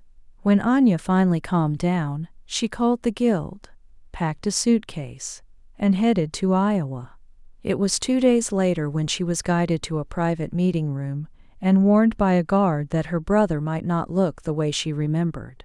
The warning wasn't enough. What was left of Thomas sat in a chair. The top of his head remained perfect and untouched, almost a mockery of the rest. His legs and arms were gone, as was his lower jaw, leaving his top lip to trail away, his teeth and fangs, one broken to a blunt end, exposed. Worse than his mouth were his eyes. The familiar cockiness was gone from their odd gray-green depths, leaving only a sick desperation that made her retch. She covered her mouth and turned away. Had she been human, she'd have thrown up on the floor. What was this thing? That wasn't her brother. Couldn't be her brother. This was a remnant, a half-thing that should be dead. She looked again and recognized the curl of his hair, the slant of his eyebrows, the tiny freckle on his right cheek. Oh, holy gods, it was him. Her eyes skittered away and she forced her voice calm. Where was he found? The guard told her the details of Thomas's confinement, how he'd been allegedly tortured, then buried at an abandoned farmhouse in Kentucky. We only received the information this week, and an executioner was dispatched immediately. When she asked about Jorik, the one who must have done this, she was told that the suspect was in custody, and there would be a trial the next day. They're finally going to try Jorik, she demanded with a sneer. The guard consulted their clipboard. The suspect isn't listed as a Jorik. Of course not. He's Malik's pet. Except she'd already heard that Malik wasn't in charge anymore. Thomas gave a strange gurgling sound, and her stomach clenched. God, he couldn't even talk. What in the hell was she supposed to do with him? Right now your brother is needed as a witness. After the trial, he can be put to death. The guard kept talking. Anya struggled to understand the words, comprehend the implication. This thing was her brother, the brother she was responsible for. He was her burden, and she'd be damned if she'd let them kill him. You will do no such thing, she roared. What kind of sister would she be if she stood back and let that happen? Maybe you should have. Anya dropped back to the present, to the warm spring night and the lights of the city. She turned off the main sidewalk and let herself into the apartment building. Down the hall, the elevator was empty. She leaned in the corner as it scaled the floors and exited when the doors opened. Her apartment was around the carpeted bend. She hesitated, hand on the knob. The sound of the TV drifted out to her. A movie she'd left running, or else an autoplay suggestion. She pushed her way inside to find him propped up on the couch where she'd left him, wedged in by pillows. His eyes rolled towards her, a fathomless expression in them. She ignored him as she stalked past to the kitchen. She dumped her bag on the counter, then gathered a bowl and a steak knife. Carefully, she held the dead animal over the bowl and slit its throat. When the cat was drained, she threw the corpse in the trash and carried the bowl to the living room. Thomas groaned and gurgled, but she had no idea what it meant. She wasn't a mind reader, and for once she was glad of it. She positioned a baby bib over him, complete with baby chicks and bunnies. He wriggled and she forced him still. Dinner. Where his mouth had been was now a hole in his throat, the upper half like an awning over a doorway. She cringed as she dumped the bowl into it. He choked and sputtered. Blood ran down his now and spotted on the bright white bib. A dollop blossomed on the head of a happy chick. She waited until he'd finished drooling out the extra before she jerked the bib off of him and headed back to the kitchen to rinse it clean. Just like a baby. Except she'd never wanted a baby. When she was finished with her tasks, she shut herself in the bedroom. Better to hide in there than be faced with Thomas. She knew he was her blood, her younger brother, her responsibility through the ages. But at that moment, she wished her answer at the guild had been different. Josephus's warning came back to her. They were still in England then. She too headstrong to win a husband, and her brother too rakish. to keep the wife he had. She worked in the tavern, filling the men with as much ale as she could. The drunker they were, the less carefully they counted their coins. It was with consternation that she dealt with a dark-haired stranger. Each night he bought one drink. He sipped from it slowly, if at all, then left with a customer. It was never one of the regulars, always someone who was as unknown as he was. So she had no chance to ask his marks what happened once they left. After 2 weeks, she confronted Josephus, for the thief she thought he was, and demanded a share. He laughed at her. "You don't want a share of what I'm taking from them." His words snaked a shiver down her spine, and she stepped back even as she blustered. "How do you know?" He leaned close and whispered, "Because I take their blood." Terror flashed in her eyes as she realized what he was. Not a thief but a murderer. His laughter said he knew her fear, and his amusement made her angry. She demanded a cut of his profit. No murderer would kill, and not empty their victims' pockets. For the promise of her silence, and perhaps cooperation. "I won't be here much longer, so I require no assistance. Still, I admire your spirit. If you want a share of the spoils, a share you'll get." He fell on her then, flashing pointed teeth. She beat him off with a flagon and made to run, but he tackled her to the floor. She screamed as he tore through her flesh and drank her blood. At last she lay drained on the storeroom floor, too weak to think. His words seemed far away when he offered her what he had. Immortality, he promised. Never to be sick or weary or cold again. She took it. And when she'd recovered from the initial death throes, Josephus explained that she had to leave now. "You're my fledgling and you owe me a blood debt, which means you have to travel with me." Only, she couldn't, not unless her brother came too. When she'd asked, Josephus had said, "You want me to make him immortal. Why?" Answer didn't involve love, but responsibility. If she was gone, who would drag him from his various haunts with the whores, and take him home in the wee hours? Who would pay the women to dispose of the issue of his unions? Who would handle his funds so that, when he'd spent all gambling, there was still enough to buy bread? Who would soothe his angry wife with reminders of their children, and what happened to unwed mothers? Alone, Thomas was doomed. Josephus was unmoved. "Think carefully before you make this request. Once it is done, it cannot be undone. He cannot be returned to mortality, only killed. When you've had enough of the responsibility that binds you, will you be able to do that?" The suggestion was unthinkable. Thomas was whiny, arrogant, smug, and sneaky, but he was her brother. She could never kill her own brother, never want him to be killed, not even as she watched him drain his wife and his own children, not even when he created problems or started fights, not even when a century had passed. No, not 1 century. Apparently it takes 3. She turned to the half-packed boxes and resumed her work. Pack up her belongings. Find a house in the country. Focus on the tasks you need to complete. She still owned the house in Ohio, though the location wasn't ideal. With the neighborhood more suburban than isolated, it had more privacy than the apartment, and meant she didn't need to contact a guild representative to buy a new property. Except Des and the others are probably still there. Why leave when they have a free ride? She growled as she pictured them voting to leave Thomas in Jorik's custody. She was the master of the coven. By law they were supposed to follow her orders unwaveringly. "Sorry," Lennon had said. "I quit being a puppet when Claudius died." In a fit of fury she packed all the things she cared about and stormed out, leaving them with the broken furniture and the bills. There was no way she could go back there now.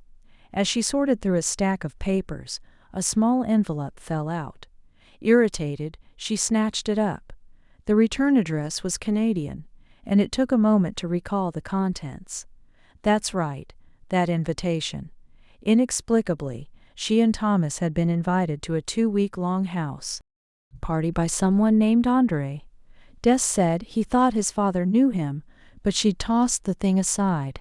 There was no way she was going to a weird party, surrounded by strangers, and she certainly wasn't going to take trouble making Thomas. Only he can't make trouble now. No, she wouldn't know any of the guests. Hell, she didn't even know the host or how he'd gotten her name. But it would be a vacation from this. And maybe while I'm there, I can find someone who can fix Thomas. Except, he can't be fixed. Then maybe I can find someone who can do what I can't. No, she repeated to herself. There was no way she was going to go. No way she was going to parade Thomas in front of strangers like some freak. He was her responsibility, her problem. She didn't need a vacation. She just needed to buck up. I wonder if it's too late to RSVP.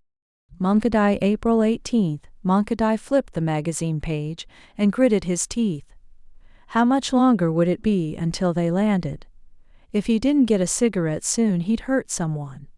The soft thump of Yin's music tickled his ears, and he decided she was a good candidate for the pain.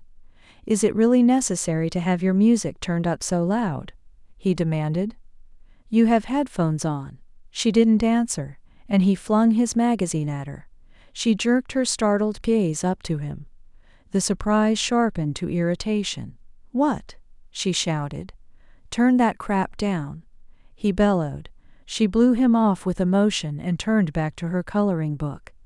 I hope we hit turbulence and ruin the whole picture, he thought. Sometimes Yin was more child than woman. There were days the mixture intrigued him, but moments like this, it was irritating. He should have chosen a daughter more wisely. With a snarl he retrieved his magazine and tried to concentrate on a travel article. Sunny fields and photos of local foods filled the page. With a final grunt of disgust he threw it to the floor and surrendered. Why isn't there a magazine for vampires?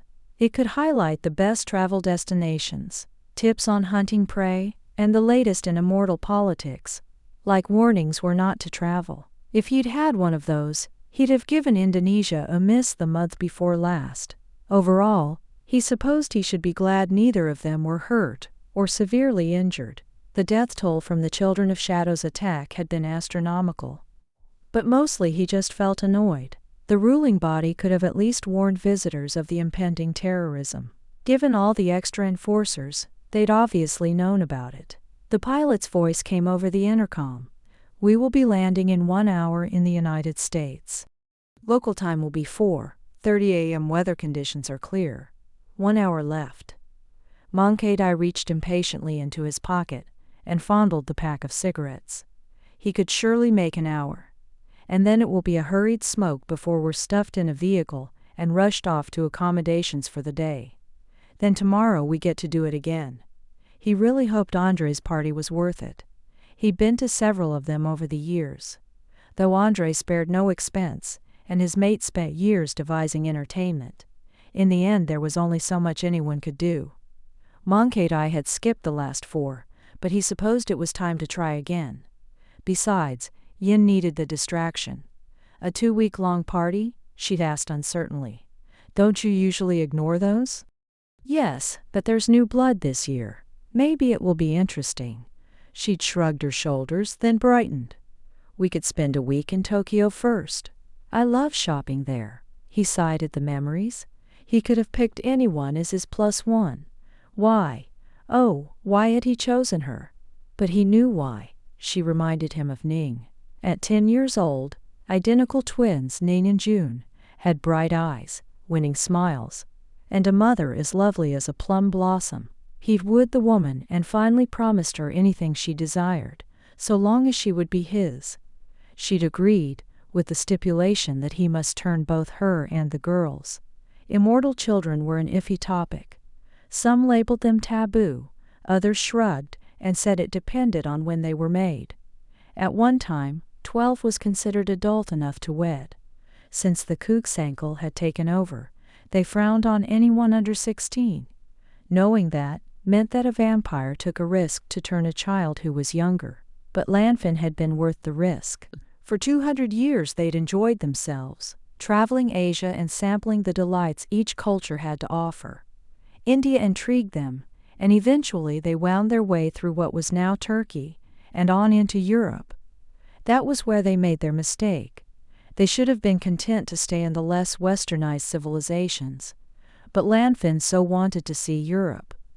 They'd seen it all right, and in 1666, while they were staying in Austria, representatives of the Sodalitas burst through their doors and dragged them out into the little courtyard. Under the stars they passed their judgment. With a swift motion, the enforcer removed the children's heads. Landfin screamed and threw herself to her knees, begging to follow. Without them, my life has no meaning. At his master's command, the enforcer had granted her wish. Möngkedai sighed at the memories.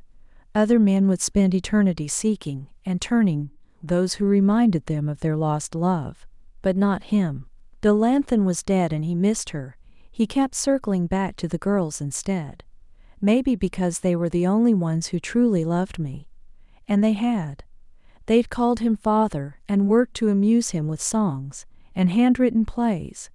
Though twins, June was better at singing and dancing, while his favorite, Ning, enjoyed crafting the work. He often wondered what they have grown up to accomplish had they been left to nature. Perhaps something wonderful. More likely not. They'd have married and produced babies, and worked themselves to the bone as all other women did at that time. It's only the lords and ladies who get to become fine things.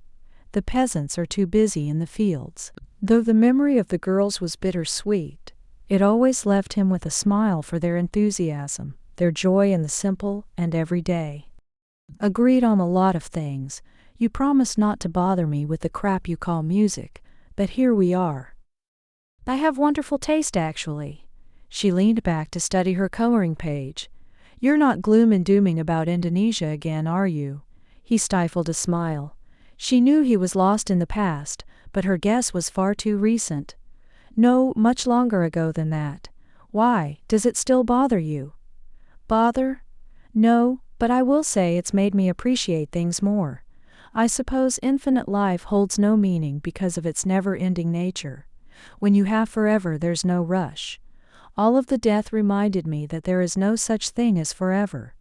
Vampirism is only a reprieve, not a guarantee. That, my dear, is one of the wisest things you've ever said. I'm rubbing off on you. I hope not. Her chuckle softened the insult. Seriously, though, since we're on the topic, what happened to the group who attacked? They blew up a bunch of places and then disappeared. Who knows? I'd say they were defeated, but they were supposedly wiped out long ago, and yet there they were. I suppose that should be another lesson for you. Though death is a guarantee, so is rebirth, for nothing stays dead forever.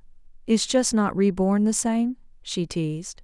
Exactly. She used a pink crayon to add a few touches, and then studied the effect. I've been thinking of taking up the violin. It was an odd comment, but it was better than the steady noise of her music. Have you? Yes, that went along with it. That immortality is not really immortal, and so rather than putting everything off until tomorrow, I'd be better starting it today. She paused to look at him. Not literally today, but figuratively. He tried to bite back his amusement. I understand. An airplane is an odd place to start lessons.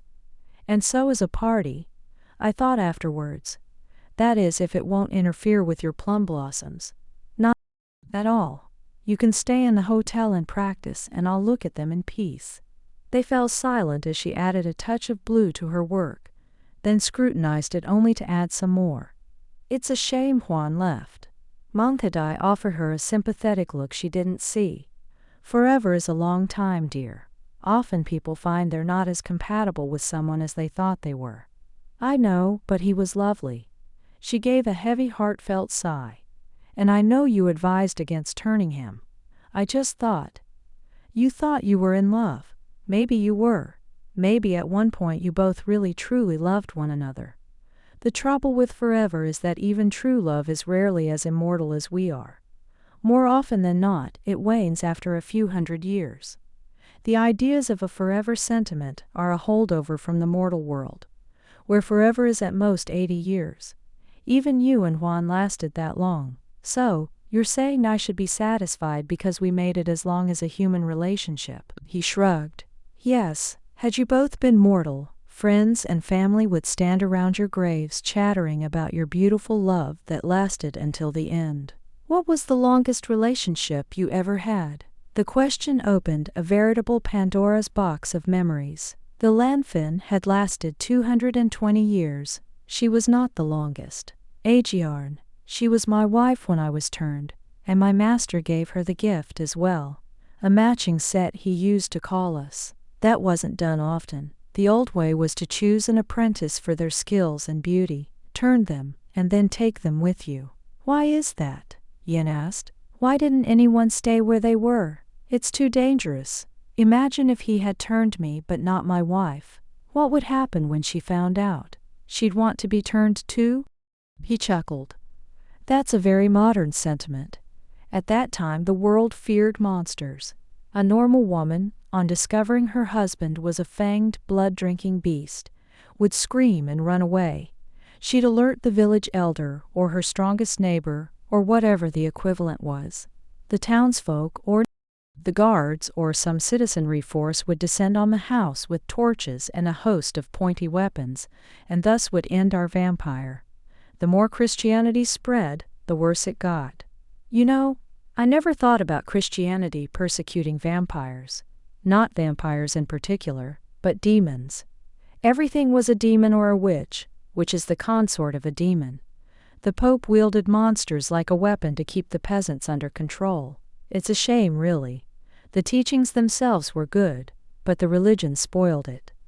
Don't they usually?" She selected a green crayon and made a few last adjustments. "You didn't tell me about Aegiarn.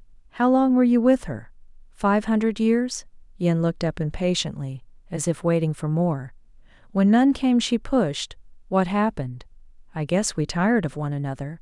I told you, it happens. One day that irritating laugh, or that annoying habit, becomes more than you can stand, and your love isn't a big enough umbrella to cover their flaws anymore." Yin smiled knowingly. "She left you, didn't she?" He grumbled and the girl laughed. "It's all right. There's no shame in it. Juan left me after all." Her humor slipped away.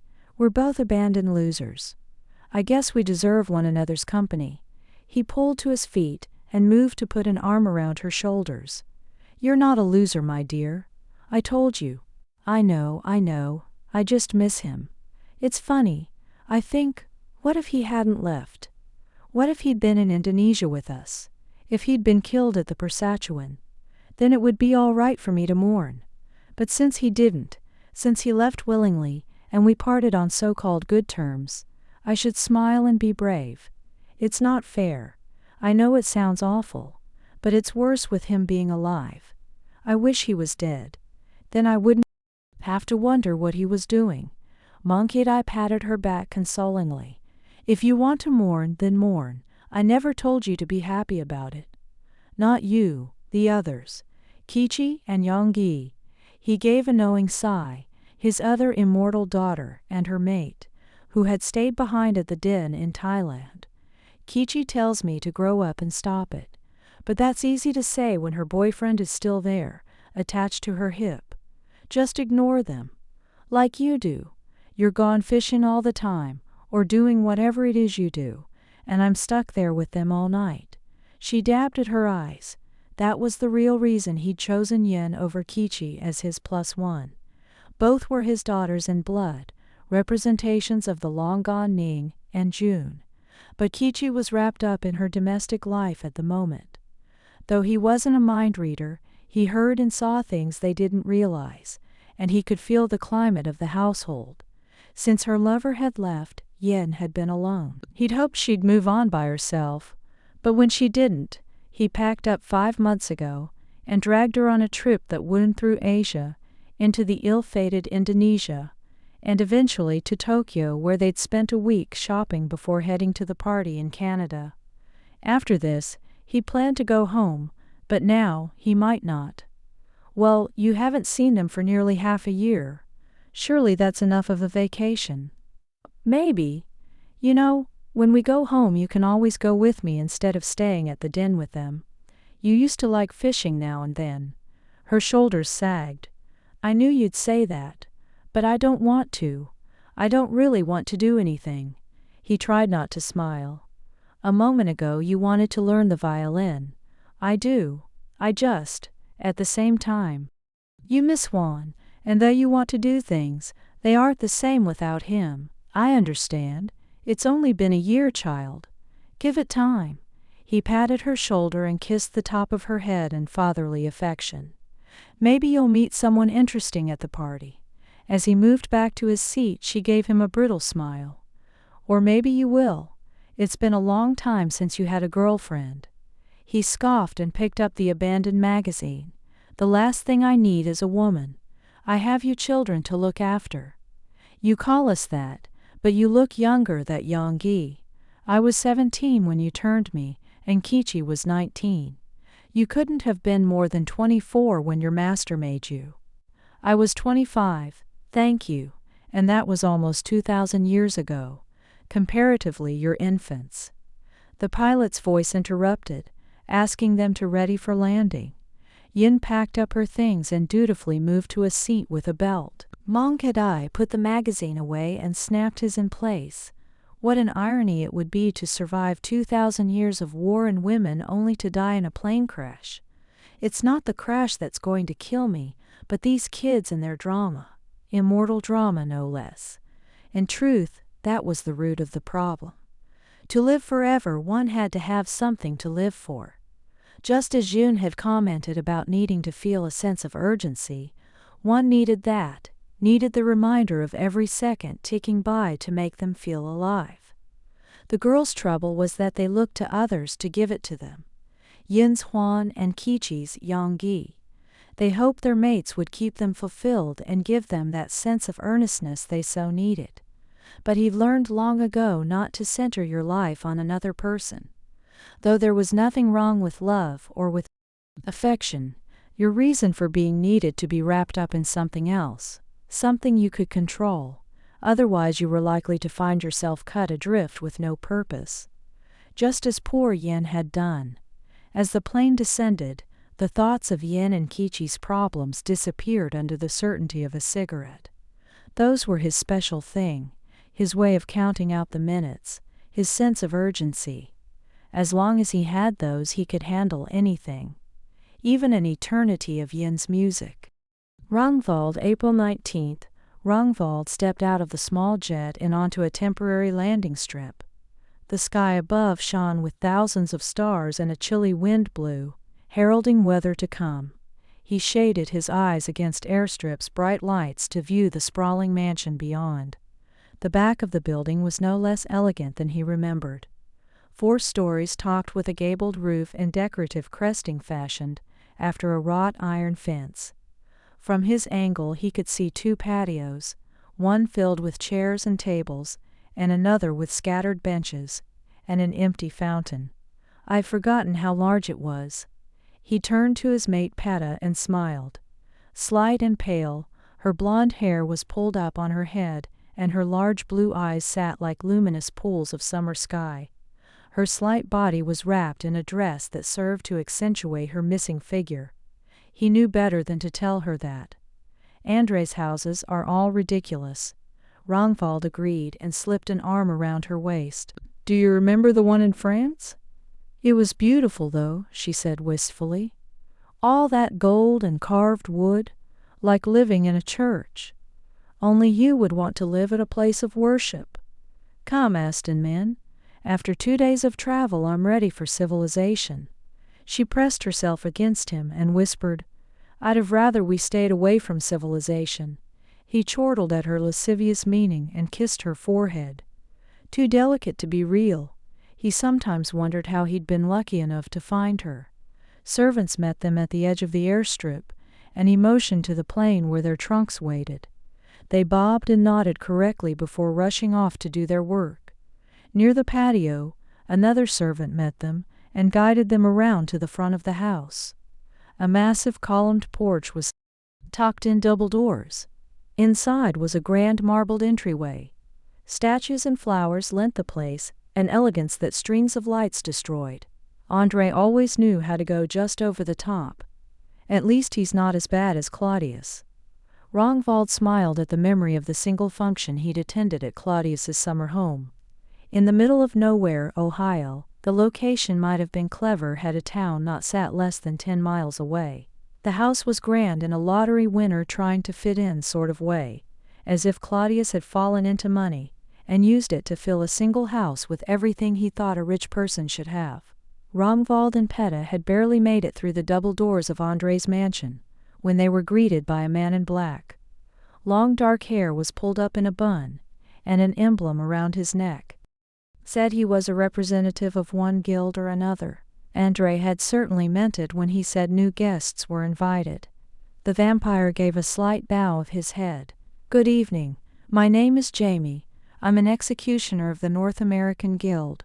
We've been asked by Andrei to provide security for this event." Rangvald arched an eyebrow but offered his hand. "Very good.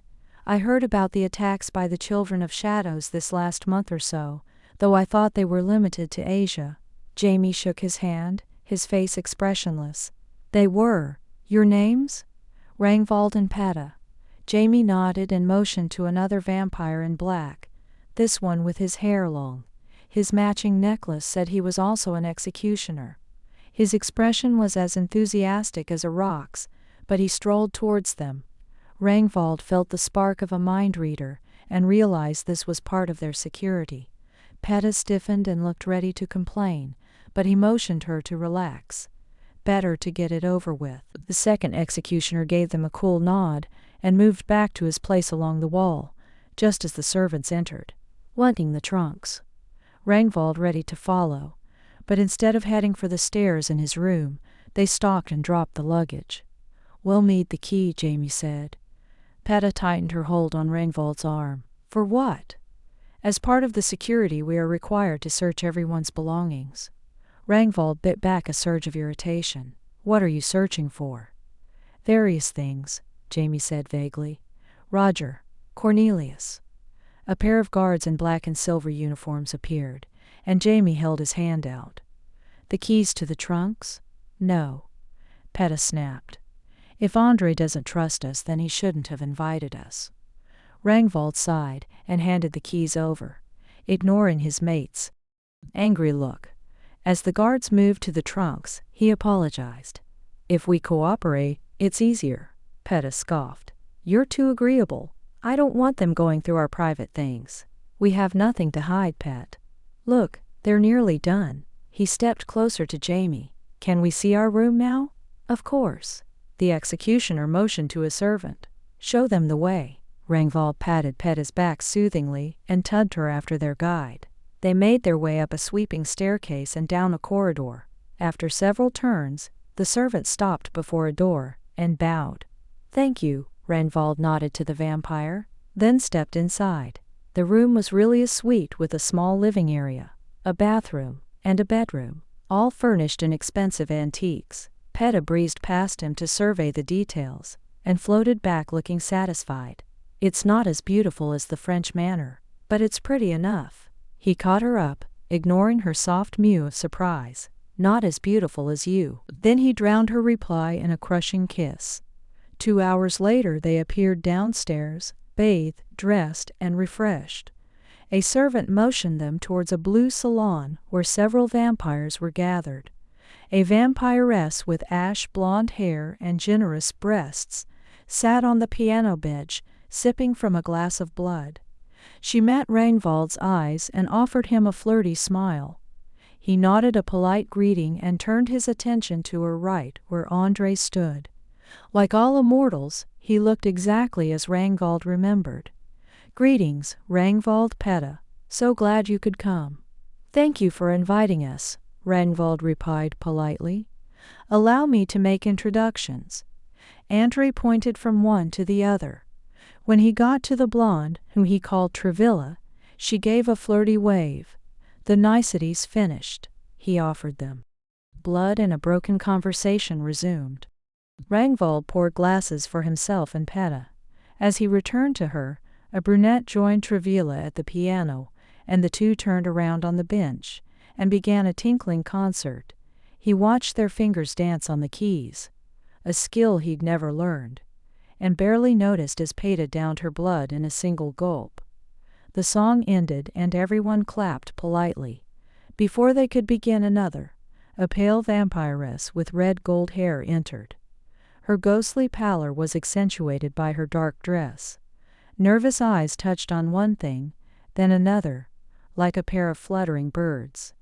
As with the blonde, Rangvald had never seen her before. "Good day," Andrei said graciously. "Allow me to introduce Zara." Rangvald watched her as she nodded to each introduction, never quite meeting the eyes of her fellows. She reminded him of Peta when they'd first met, slender, pretty, and haunted. Andrei offered her a glass, and she took it with a murmur of thanks. After a sip she asked, "Animal?" "Yes," Andrei replied. "Bovine, to be exact." She flinched at his answer, as if she regretted having said anything to begin with. Though not a dream stealer, Rangvald sensed her discomfort and said cheerfully, "Human is better, of course, but I suppose he couldn't collect enough for a 2-week party without arousing suspicion." Trivela offered a bright smile. "You could always find your own human. There's a village not far from here." Andrei shook his head. "We ask that you refrain from such activities. Unfortunately, if each guest were to descend on the village, even once during our gathering, that would total 50 affected villagers, which would hardly go unnoticed." Rangvald turned to Peta, a reply on his lips, when he noticed that her satiated relaxation had morphed into stiff-shouldered animosity. A quick glance at the room revealed no known enemies, and he shot her a questioning look. As if in answer, she announced, "It was wonderful meeting all of you. We hope to see you again." Then she clamped down on his arm and half dragged him out the door. He pulled them to a stop further down the hall. "Oh, we just got there." "So?" She narrowed her eyes accusingly. "So it would be polite to stay longer than a minute, pet." "I'm sure you'd like that, but we stayed long enough. I'd rather explore the grounds." Though Rangvald accepted the excuse, he didn't need mind reading to know it was a lie. The night hadn't changed since they'd last been out in it. Rangvald followed as Peta led him to the pond with its tiny boathouse and pier. They stood at the end and watched the water ripple, wrapped in silence. He thought of Zara with her red gold hair and stooped shoulders and wondered what her story was. Had she been brutalized by her master as Peta had been? He remembered the first time he'd seen his mate. It was the 1400s. He and Hopper, a dark-skinned vampire from the reaches of Africa, had been invited to mediate peace talks between several covens. Among them was Alfred, whose cold dark eyes seemed like windows into an unforgiving purgatory. With him was a host of his coven, including a chained slave. Her long blonde hair hung over her face, and her half-starved appearance showed what blood rations she was allowed. During negotiations, Alfred called her to bring him his meal. When, in her desperate state, she dared to drink from the struggling fox she carried, Alfred had roared in fury and beat her to the ground with his fists. She hadn't screamed or cried out, only curled in a ball, arms up to shield herself, as if this was too common of a thing to bother making a fuss over. The implication had pulled Rangvald to his feet. "Enough! You will leave this child alone."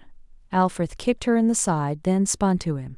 "She is my property, and I will do as I please. She has disobeyed and will be punished." Rangvald moved to kneel over her. He brushed her hair back from her face and met her terrified eyes. And that was it. In that moment he knew her, knew she was meant for him, and knew that he would kill Alfred before he let him touch her again. He murmured soothing words, then stood and faced down the furious master. Less than 60 years, his elder, he was certain he could defeat him if it came to it. "She's more than 100 years old. That's long enough for a blood debt from someone like you, who has no exceptional abilities. And who are you to decide when her blood debt has been served?" Hopper moved to stand beside him.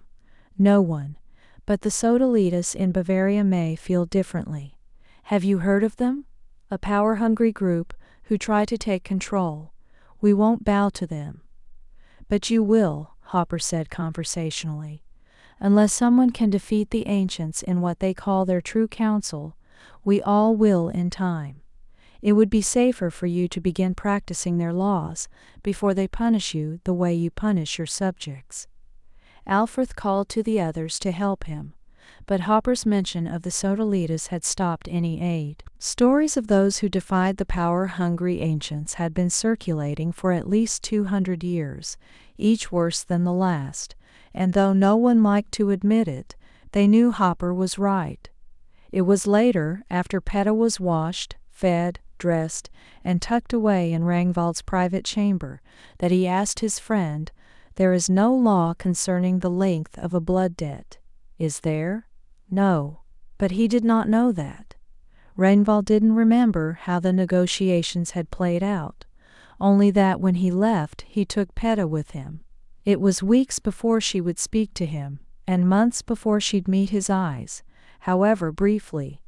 When she finally opened the dam of her miserable thoughts and poured out her experiences, he hated Alfred all the more, and would have killed him, had word not come that he died in a battle with the very Sodalitas who had so terrified the others. Rangvald pulled back to the present and the tiny woman next to him. He wrapped his arm around her to pull her close, but her body stayed rigid. "What is it, pet?" Without looking at him, she demanded. "You thought she was attractive, didn't you?" He floundered through old memories looking for a she, and then realized Peta must mean the party, and Zara. Obviously he'd looked a little too long. She was pretty, yes, but too timid. Peta scoffed. "You have an odd idea of timid. Her kind are filled to overflowing with courage. I imagine it's easy when you have every asset a man could wish for." He stroked his red beard and tried to puzzle out her reaction. "I'd hardly say that. That isn't what you thought while you watched her play the piano, her breasts waiting to spill out of that dress with every movement." "Piano?" And then he realized they weren't talking about Zara. "Who do you mean?" "Trevor, of course. I saw the way you looked at her accomplishments." He had to stop himself from laughing. Trevor. Of all the vampiresses in the room, she was the least attractive, too brassy and loud. And as for her accomplishments, as Peta called them, they were nothing she'd earned. Only fleshy mounds of fat. "I'm afraid you misinterpreted things, my dear. There's no point in lying." Her shoulders sagged as some of her anger seeped away. "I know you prefer her shape. Not that I blame you. No man wants to be stuck with a child's body forever." She motioned bitterly to her own slender frame. "They crave the softness of a real woman." With a smile he tugged his mate to him. "What I crave is you, Aston Men. I thought I showed you that after we arrived." She wriggled free and shook her head. "Do not try to change the topic. Be honest for once. You wish I had matured more before he turned me, that I was not trapped in the body of a 14-year-old. Rangvald sighed. It seemed there was no way out of this conversation. "If I wish anything about the circumstances of your rebirth, it would be only that someone else had done it, someone kinder, and that you had been spared from the pain you endured your first years. As to your age or your shape, they hardly matter. You may have been 14 when he took you, but now you're almost 700. Whether your body has grown or not, your mind has. You are most certainly not a child by any stretch of the imagination." "But I look like one," she insisted. "I have no womanly virtues." He tried not to smile at her inability to say the words after all those years. "Darling, if you mean your breasts, they are fine as they are. I've never yet found occasion to complain about them, and I doubt I ever will, except for a certain lack of accessibility." He reached for her. "You will keep them covered." "Rangvald." She slapped his hand away. "I'm being serious. So am I. You're beautiful as you are, and no amount of large fleshy breasts are going to make me feel differently about you. You should know that by now. I know you say it, but I don't know that you feel it, or that you won't stop feeling it. We've been together a long time. How many couples last hundreds of years?" He took her hands and met her crystal eyes. "The ones who are meant to be, The ones who remember what it was like before they found the meaning of their life. You forget I spent over 400 years waiting for you. After such a wait, do you think a mere 6 would be enough to bore me? It will take a lot longer than that, and more than a cheap fledgling in the tight dress. She is young, isn't she? Yes, less than 100 for sure. And I'd be surprised if she's 60. Besides, look at her. Among the humans I can pass for 27, and she doesn't look a day under 36. It could never work. Peta giggled and finally began to relax. I'm sorry, you're right. I shouldn't worry. It's all the beautiful women that bother me. I never feel good enough. That's because you aren't good enough. You're better. He pressed a kiss to her forehead. And you'll do well to remember that. I suppose I'll try. She pulled her hands loose so she could embrace him, her head on his chest. It's not too late to go home and skip the party, is it? His laughter was his only answer. Brandle, April 19th. When the executioners finished their interrogation, Brandle followed a servant up the sweeping staircase. He'd been to most of the previous house parties, and the security was new. In truth, he'd skipped this year's because of the forecasted weather, if it hadn't been for a note that promised new blood. He didn't care particularly about meeting someone new, but curiosity had driven him to contact the regulars. Among them, both William and Angelica had made him promise to come. I suspect this year's party will be the most interesting yet, William commented. Brandle had to see that. He was shown into his suite, a living space, bedroom, and sumptuous bathroom.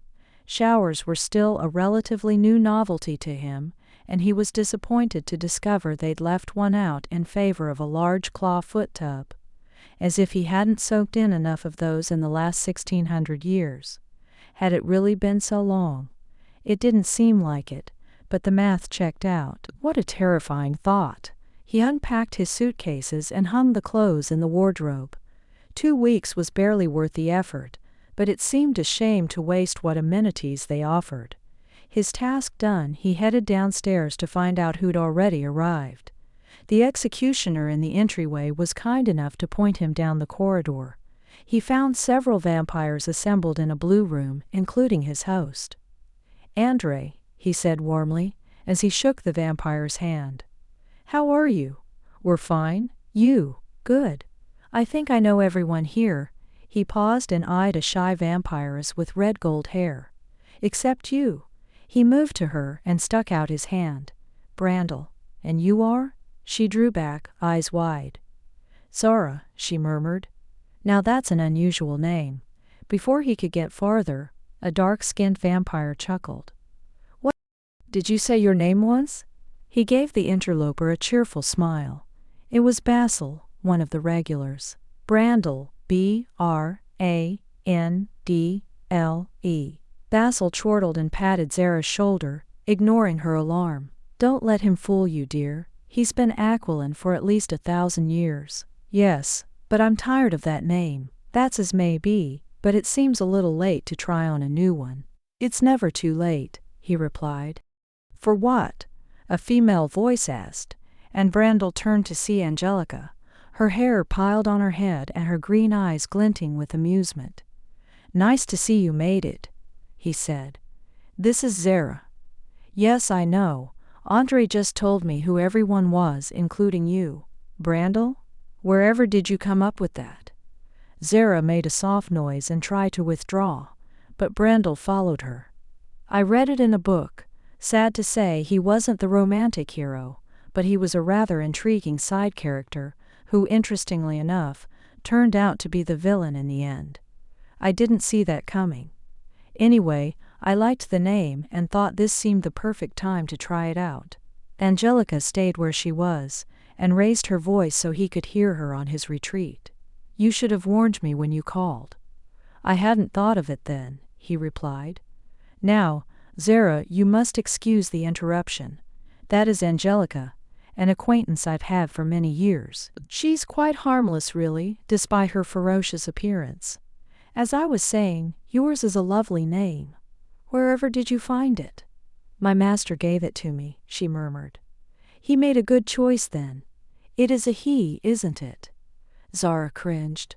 No, he sensed her discomfort without surprise. Most vampires had a strange relationship with their masters.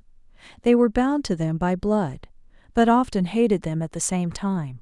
It created an interesting dynamic that even he wasn't free of. She? Well, she must have had some taste at least. Enough about her. I'm more interested in you. Do you have a mate? Angelica gave a huff and pulled him away. Would you leave her alone? She doesn't want to talk to you. And you do, I suppose. Not particularly. She flashed Zara an apologetic smile. You'll have to excuse him. He's too old to know. Better. Before he could argue, William walked through the door wearing an open jacket and his usual dour expression. He bypassed their host to make a beeline for Brandle and Angelica. Good, you came. Of course we came. We couldn't miss it. Angelica surveyed the room coolly. Brandle looked for Zara, but the redhead had slipped away. I hope you're not going to spend the entire party giving in the way. In the way of what? William asked. Angelica answered impatiently. He was trying to lure a poor helpless female into his bed. I never said that was the destination, Brandle replied testily. I was just trying to talk to her. She looked rather fetching. Fetching is a little old-fashioned considering you have a new name, don't you think? William looked from one to the other. What new name? As Angelica filled him in, Brandle gave the room a last once-over in search of the woman, but she was gone. That's bloody ridiculous, William said. Almost as ridiculous as this security thing. He looked to Andrei and called, Why was my luggage searched? The guild is very thorough, their host answered evasively. Why are they here in the first place? William pressed. Andrei cleared his throat. There is an unfortunate climate at the moment. You heard about the attacks by the Children of Shadows? A blonde in a low-cut dress joined them. Andrei was worried they might attack us. Angelica gave the vampiress a once-over, as if checking to see which of them was more attractive. Why on earth would they do that? They're only attacking government buildings. Unless Andrei's joined a council. No, their host drawled. A bell tinkled, and they looked towards the doorway. A servant bobbed her head, and Andrei called loudly, Dinner is being served in the formal dining room. If you would follow me? They filed out of the room and down the corridor. The formal dining room, as Andrei called it, was massive. Polished pillars held up the long chandelier-studded ceiling. The walls were papered in a delicate print, and carved sideboards looked elegant and expensive. The room's centerpiece was a long table, no doubt made of several individual ones placed together, encircled by at least 50 matching chairs. Each place was set with a napkin, spoons, and 3 crystal glasses. They took their seats and servants bustled in with heavy trays. One laid cut glass bowls of spices, and the others carried glass decanters of crimson. They made the rounds, filling the smallest glass of each guest. The first course. Polite chatter followed, intermingled with sipping. A second course was brought with a new array of flavorings, and then dessert. The blood of baby calves sprinkled with cinnamon. I always like the fresh taste of the young ones, Angelica commented as she finished her glass. She nodded to the doorway. Don't look now, but it's one of the executioners. They followed her eyes to see Jome taking stock of them. He gave a small nod, then turned and disappeared. They're not going to be hovering the entire time, are they? Angelica pushed her glass away. That seems to be the point of security, Brandle replied. William smirked into his drink. They may be earning their pay for a change. Brandle and Angelica exchanged curious looks. What do you mean by that? She asked. You'll see. Brandle leaned back with a frown. He was familiar with William and his plans. They'd fought a war together long ago when they were in Henry's coven. The old man wasn't Brandle's master, but in those days vampires didn't go off alone. It was simply too dangerous. Covens controlled land like feudal lords, and straying into another's territory meant death, unless you had an army of your own to back you up. Of course, the Sodalitas had worked to eliminate that. He thought of the war and Henry killed by an executioner. It was a pity, but he'd let it go long ago. William, on the other hand, hadn't. After Henry died and they were forced to leave their territory, William headed a group to fight the Sodalitas. In the end, they disintegrated to little more than a band of outlaws who robbed and murdered. Brandle had taken his leave, and the next time he and William joined forces was in 1712 for another battle. In the 1800s, William joined a dissident group and tried to recruit his friends. But Brandle stayed away. He had enough of war, and now that the Sodalitas had regulated everything, he wanted some peace and solitude while it lasted. "You're not up to your old tricks, are you?" Brandle asked, suspiciously. Trying to overthrow, William glared. "Would you keep your voice down? As for what I'm up to, I told you, you'll see. I need to hash out a few details before I let the two of you in on it." "Sounds fun." Angelica elbowed Brandle. "You look like you're at a funeral. Cheer up. Don't take everything so seriously." He was silent a moment, then said, "Do you realize I am more than 1,500 years old?" They looked at him blankly, and he explained, "I've survived for 1,500 years by letting things go and moving on. You should try it, William. Whatever it is you're planning, I'm not interested.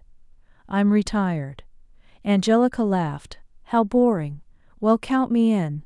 No matter what it is, anything would be better than going home and listening to Constance and Bernadette fight." "You have both your sisters living with you now?" Brandle asked.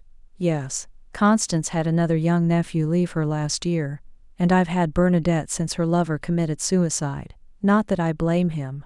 I'm considering it to get rid of them. The trouble is, they take it seriously.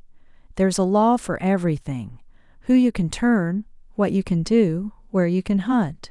Brandle frowned. "The only laws I've noticed are the ones that stop everyone from killing everyone else for no reason. The same laws that allowed him to live on his own, free of a coven, without the worry of attack." William scoffed. "No, they stop everyone from defending themselves. You remember Henry?" Brandle held up his hands. "William, we've known one another a long time. I consider you a friend, but I'm not interested in rehashing this." He pushed his chair out and stood. "If you'll excuse me, you're happy to live under tyranny." Brandle hesitated. "In order for any society to function, there has to be rules. Even here, at this party, there are rules. We can't destroy Andrei's property or kill his human servants. We can't attack someone just because we don't like their clothes. We can't steal. We can't wage a war and murder half the guests. Those rules allow all of us to enjoy the party. Yes, they're common sense, and no, Andrei hasn't posted them with a list of disciplines, but that's because we all know better. Out there, he motioned to the world beyond. There are idiots who don't know any better, megalomaniacs, lunatics, power-hungry nuts, who would kill, bleed, torture, steal, and murder just because it pleases them. Now that there are consequences for their actions, they at least pause for a moment before destroying another coven. I'm sorry, but that isn't a bad thing. There were always consequences," William sneered. "Before, when a coven attacked another, the consequence was their own casualties. The coven defended themselves from thieves and murderers and administered punishment. Now we're all supposed to sit back and let the Sodalitas handle it. You've traded freedom for not having to defend yourself." Brandle's laugh was cold. "Do you remember the time before them? Because I do. I was there for 900 years of it. 900 years of coven law, of murdered masters, of backstabbing, of constant war, and fighting, and arguing over territory. Vampires are petty, sick bastards, William. They're selfish, and most have no respect for life, immortal or mortal. I watched covens destroy whole villages of humans, watched them wipe out entire vampire settlements just because they were bored. I lived those days, before either of you children were born, and I'm not interested in going back to them. Now, if you'll excuse me, I'd rather have a conversation with a rock than rehash this." He strode out of the dining room and ended up in a library. With a huff, he threw himself in a chair before the dark fireplace. Memories tickled the back of his mind. Blood, screams, terror. His master was a lord who lived in castle and bred his undead army. When his numbers dwindled, he traveled to a knot of human villages, dressed in finery and surrounded by his men. At each village he presented himself as royalty and demanded the young men be brought forth. From their ranks he would choose those who suited him, promising glory and honor. But just as the local legend said, when you were chosen, it meant that your family never saw you again. He'd been chosen, leaving behind a wife, 3 sons, and a babe on the way. He'd never found out what the child was, its name, or if it even lived. Instead, he'd marched to the faraway castle, and there been turned and trained. His old life was washed away with his master's blood, and a new one given, one of chaos. William, and so many others, thought they understood the world. But they didn't. He'd seen it in all its raw glory, seen into the black hearts of men, seen the atrocities committed in the name of conquest, defense, or entertainment. He doubted the leaders of the Sodalitas were any better than his master had been, but at least there was only one council of ancient lunatics instead of hundreds. He heard the door creak and instantly utilized his phantom powers. Though he didn't move, whoever his guest was wouldn't see him or sense him. He'd be invisible. But it wasn't William as he expected, rather the slender Zara. Her red gold hair fell around her shoulders and her dark dress made her skin look like milk. Seemingly alone, she was relaxed and moved to light a fire in the grate. He thought about slinking to his feet and out the door before she knew he was there. Unless she had mental powers he was unaware of and could already sense him. She arranged the logs and he decided that she didn't. Softly, she hummed an unfamiliar song. Though he knew it wasn't polite, he flexed his own mind-reading abilities just a little. Not enough that she'd feel it, but enough to catch her surface thoughts. Funnily enough, they were concerned with her task. If he wanted more, he'd have to dig. Or he could just ask her. He relaxed and the phantom effect disappeared. He thought about speaking, but decided it would be better if she discovered him herself. Flames crackled to life, and she straightened, wiping her hands on her dress. As she turned, her eyes caught his, and she jumped. "Oh, I didn't. It's all right." He smiled pleasantly.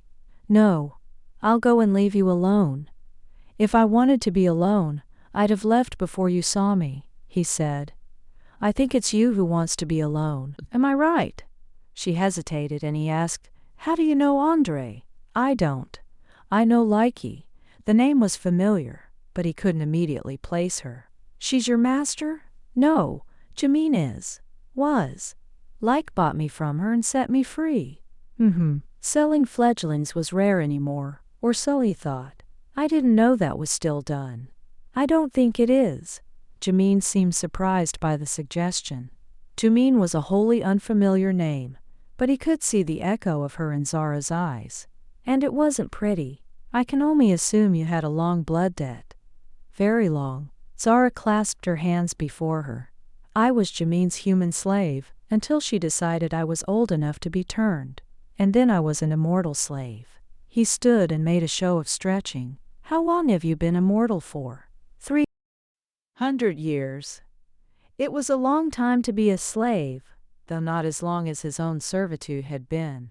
Still, he doubted his had been as rough. "Been a belated welcome. I can only assume you and Lykke are friends."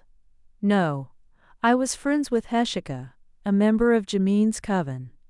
Heshika and Lykke were friends who met in a war coven. When the war ended, Lykke purchased me. She said it was a promise she'd made to Heshika. That was kind of her to keep it." She nodded a reply, and they fell silent. The fire cracked, and he caught threads of Zara's thoughts. She hadn't been free long. A year, maybe. It was Lykke's suggestion to invite her. Or that was what the note in her invitation said. The last time she'd seen her benefactor had been when Lykke set her up in an apartment, and left for her own coven. She'd invited Zara to come, of course, but she didn't want to. She didn't want to be around anyone. She just wanted to hide in the dark away from the horror. Why did I come? He disconnected from her thoughts and stepped towards her. I should also welcome you to the party.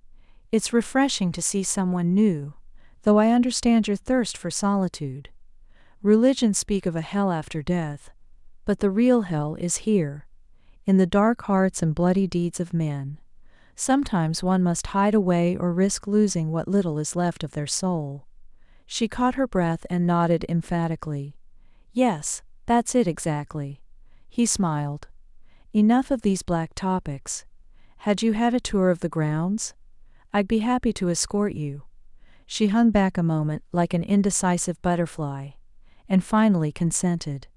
Yes, I think that would be nice. He offered his arm and she took it. As he led her out the door, he thought of William. They all knew that the Sodalitas couldn't last forever. No government could, but he didn't see the point in hastening its death.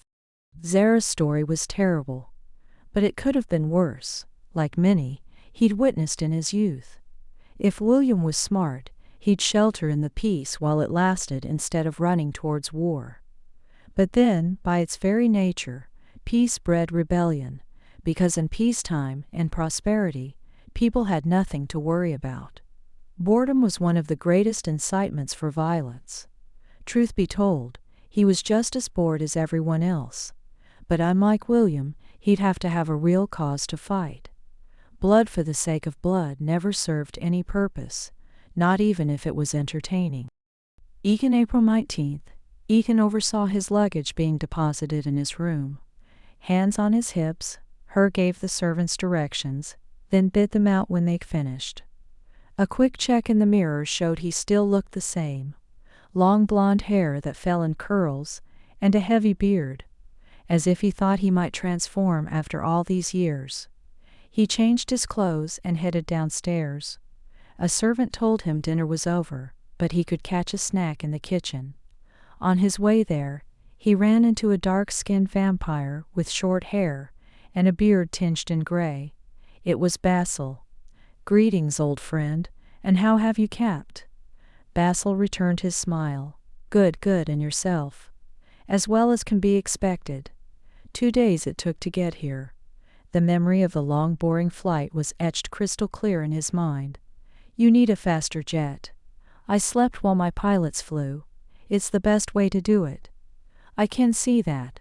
Have you fed?" "It seems I missed dinner proper, so on me. Way the kitchen for a snack of some kind."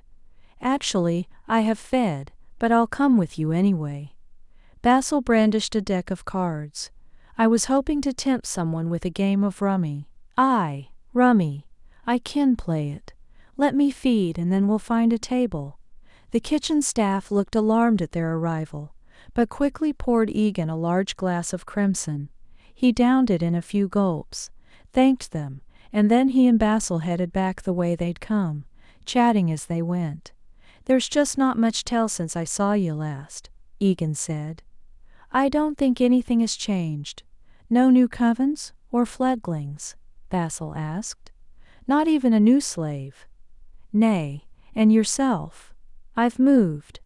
I have a new den near Holmstad, Sweden. It's a lovely place, and I've made a couple of acquisitions, though none as big as the one I've hope to make here." He rubbed his hands together. Eagan recognized the gleam in his companion's eyes. "Ye and Sereno are going a-ho, it Hammer and Tom's again?" "Oh no, not Sereno, though he's trying to sell reproductions of a rare scroll I might think about. He claims it gives the location of the Raven Queen's temple, and furthermore, that he has been there." "The Raven Queen?" "Aye, 'tis Lilith you mean, right? She's not but a myth." "True, but her temple may exist. The Greeks built a temple to Athena after all, and she's no more real." "'Tis a good point, though if he's been there already, he'd 'a took anything worth findin'. And that's why I haven't bought the scroll yet. He claims most of the temple is untouched, that he didn't have time to explore because he was with a group. But I don't know. If he lowers his price, I might buy it, and head there myself, just for something to do after the party." They reached the doorway to the salon when Cutter, one of Andrei's coven, caught up to them. The master says if you'd like to see his new acquisitions, he'll be happy to show them to you now. About time. I've been waiting for. Basil glanced at his wrist, but he didn't have a watch. Well, since I got here, tell him we'll be along presently. I want to make sure to beat Sereno. Cutter disappeared to deliver the message, and Basil turned to Eagan. You will come? Moro your relic hunting? Eagan asked. I canna see why you spend your time and wealth collect old rubbish. Basil balked. Not rubbish, friend, but artifacts of great interest. If they were so interesting, why did their owners discard him? Why don't they still have him? Because they're dead, of course. For instance, do you know what Andrei claims to have? Eagan shook his head and Basil whispered, The Spear of Destiny. That has to impress even you. When Eagan only shrugged, Basil asked sharply, You do know what it is? The spear that— Aye, they say 'tis the spear that pierced the side of Christ as he hung upon the cross.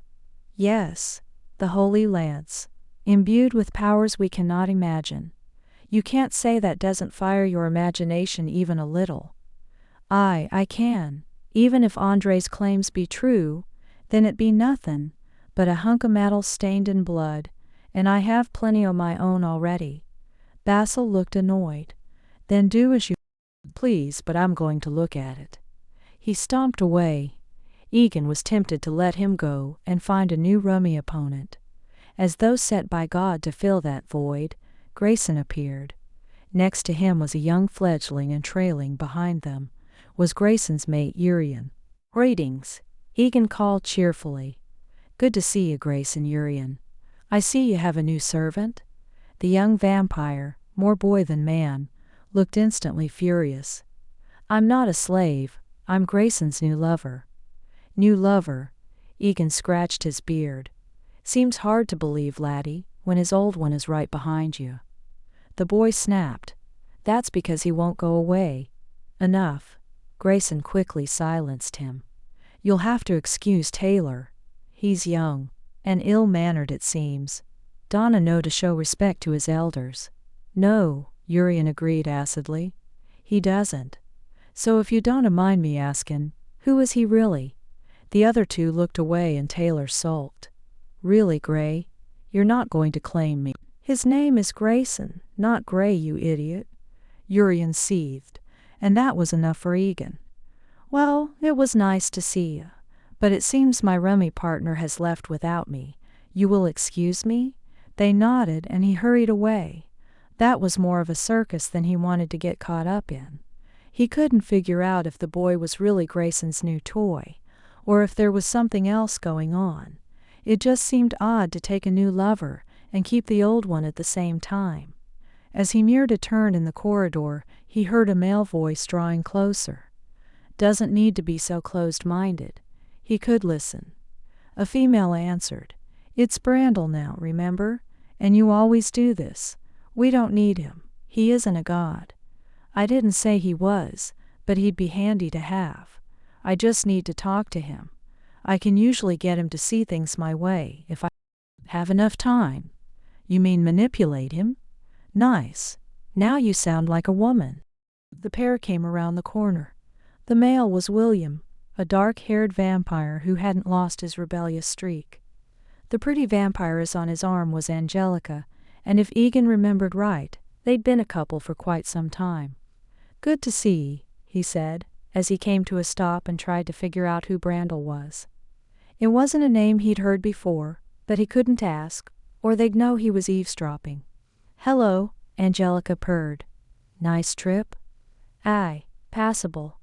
He tried to catch a flicker of their thoughts, but both were impenetrable. The mystery would have to remain a mystery. Good to see the two Anya are still together.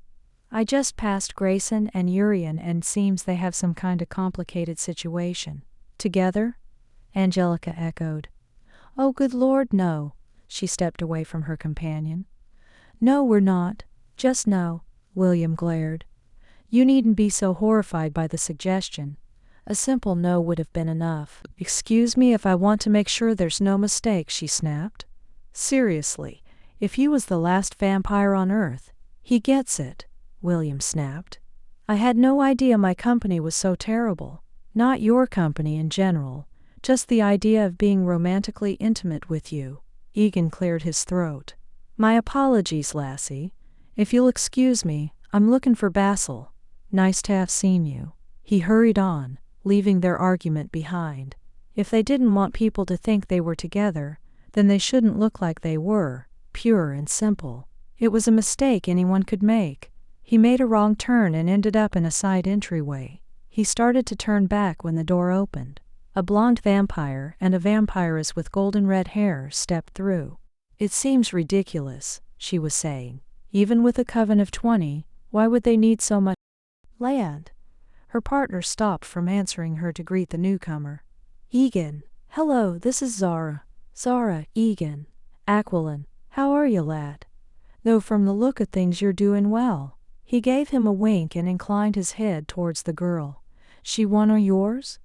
She drew back into herself, her eyes wide. Though Eagan could read minds, he didn't need the skill to feel her fright. Aye, lass, you got nothing to be afraid of. Least not from me. This rogue, on the other hand. He laughed and clapped Aquilin on the shoulder. Did you steal her like the last one, lad? Or did you lure her into coming willingly? Zara's eyes widened, and she looked at Aquilin with horror. Does he mean you kidnapped someone? Eagan laughed, and Aquilin tried to soothe her. No, no, it's only a joke. Of course, she said stiffly. If you'll excuse me. She didn't wait for an answer before she fled, and left Eagan scratching his beard. What was all that in aid of? Aquilin sighed. She's a touchy one, just got free of a blood debt to someone who wasn't very nice. Jome, if you know who that is. Never heard of him. Her. Never heard of her. I didn't mean to chase her off. I seem to be having that general effect tonight. Pay it no mind. I'm sure there will be plenty of chances to talk to her. I hope so, lad. I wondered why you weren't with your friends. Seems like they're cooking something up. You mean William? What gives you that impression? I overheard him and his lassie arguing about someone named Brandle. Apparently you don't agree with him or something, and Angelica said they didn't need him anyway, but William thought he could manipulate him into seeing things his way, if he gets the chance. Though Aquilin's mild expression remained, his voice hardened. Oh, he does. Does he? Aye, that's what he said. Eagan broke off when he saw the flash of anger in the other's eyes. Ya know this Brandle fellow then? Aye, it's me. I've changed my name. Eagan sucked in his breath sharply. Ah, Aquilin was the mysterious Brandle. Whoops. I'm sure they didn't mean no harm from it, laddie. I best be on me way. I'm in search o' Basil. Good to have seen you. He tipped an invisible hat and scurried back the way he'd come. He shouldn't have mentioned the conversation, but how was he to know Aquilin was Brandle? No good ever came of changing a person's name. Eagan got back on track, and was nearly to Andrei's trophy room when he came across Tarek, heading the other direction. The dark-haired vampire wore hip-hugging jeans and a turtleneck. Next to him walked a small olive-skinned male with a ponytail and a baggy shirt. Eagan hesitated to say hello. His last 3 encounters hadn't gone well, but Tarek initiated contact for him. Eagan, good to see you. Are you on your way to Andrei? Invited me to have a look and hinted at selling it to me. Not that I'd buy it. How have you been? Eagan understood the last 4 words, and that was all that mattered. Oh, good, good. Can I complain, you? Just fine. Have you met Philippa? Philip? He echoed and stuck out his hand. No, lad, I haven't had the pleasure. Is he your brother? A moment of tense silence followed. Philippa glared, and Tarek said between clenched teeth, My mate, that he understood. Oh, I'm sorry, lad. I didn't know that you went that away. Nothing wrong with that course.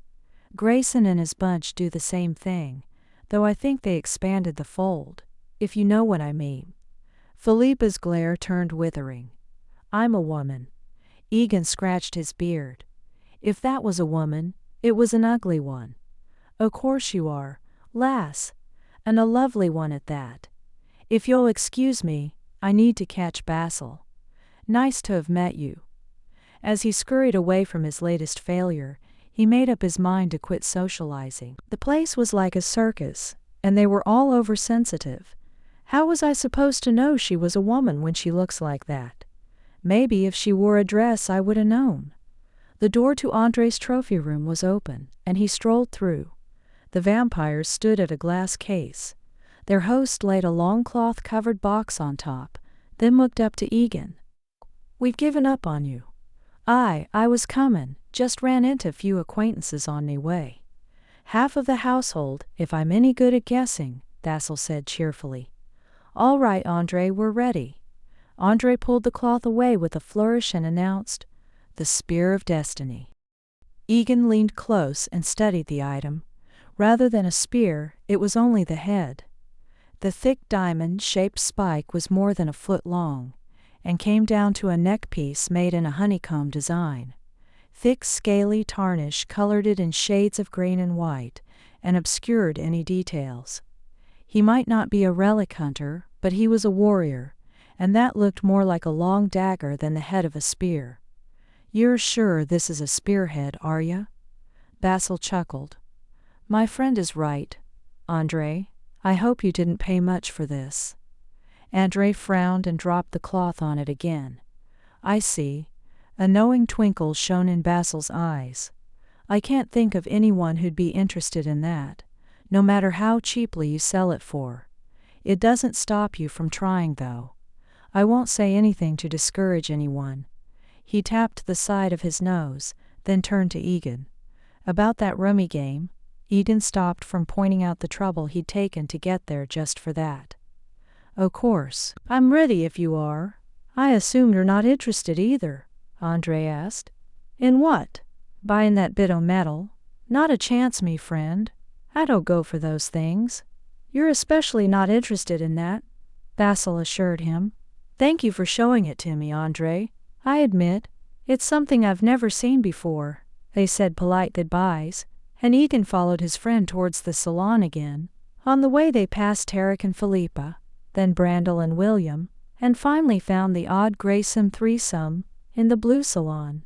Though none of them glared openly, he felt the hostility and was happy to take a corner table and try to disappear into the drapes. "It's a pretty unhappy place for a party," Basil commented. "Seems like everyone's mad about something. The extra security, I suppose." "Could be that," Eagan agreed half-heartedly. "Or else Andrei has already tried to pass that off as the Spear of Destiny to them. Really, how could he think that would work?" "I don't know," Eagan muttered. "Oh well, maybe he'll get lucky and find a sucker." Basil produced the deck of cards. "Your shuffle or mine?" After the night he'd had so far, Eagan decided it was better off if he didn't touch the cards.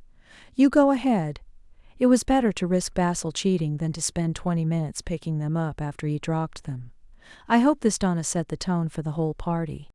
Trevor, April 20th. Trevor laid Saul's clothes out and then moved to the bathroom to run his bath. After more than 50 years, the rituals had become a routine. He watched the steam curl from the tub. It reminded him of the way the fog had drifted up from the river on a cold morning. It was such a short time in his life, yet it felt like those had been his defining days. Back then, he'd climb out of his bedroll as the sun rose, the sky to the east still blushing like a bride.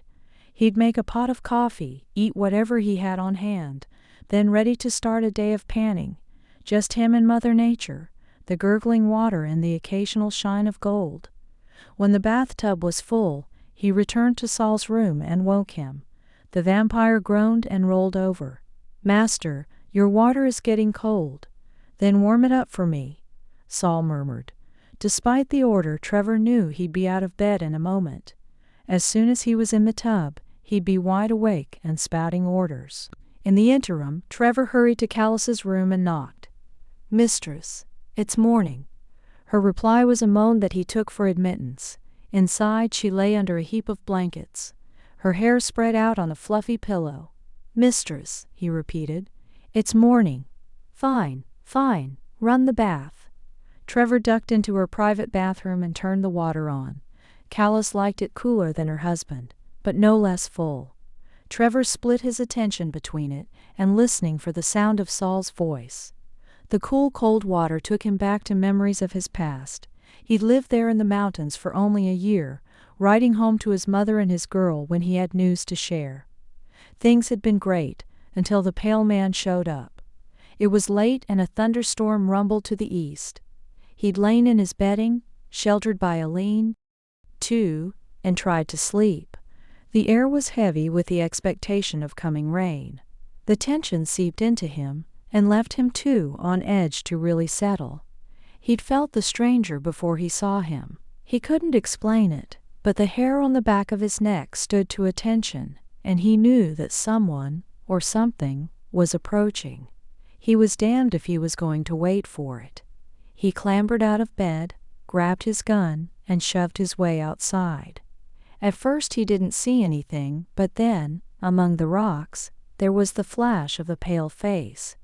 "Who is it?" he called gruffly. "I've got a gun, mister, and I don't want no trouble." From the gloom he soon picked out the man's shape: pale face and hands, long dark hair, a ratty coat, dark clothing, and naked feet. The man lurched forward, and Trevor shivered, as if he was seeing something otherworldly. He called again, but the man kept coming. Unreasonable fear rose, and finally, when Trevor could make out the man's face and dark, hungry eyes, he fired. The gun blast echoed off the rocks. He saw the man jerked from the impact of the ball, saw him stumble back. Only he didn't fall. He snarled and charged. "Trevor." Saul's voice brought him back to the present. "Where the blazes is he?" Trevor shut off Callus's water and hurried back to his master's room. Saul was out of the tub, swathed in a towel, and holding out his pale blue shirt and dark blue tie. "Do you really think these go together?" He obviously did, or he wouldn't have laid them out, but he knew better than to say so. "I'll find a new one, master. I should think. Together, they are monochrome. There's no contrast."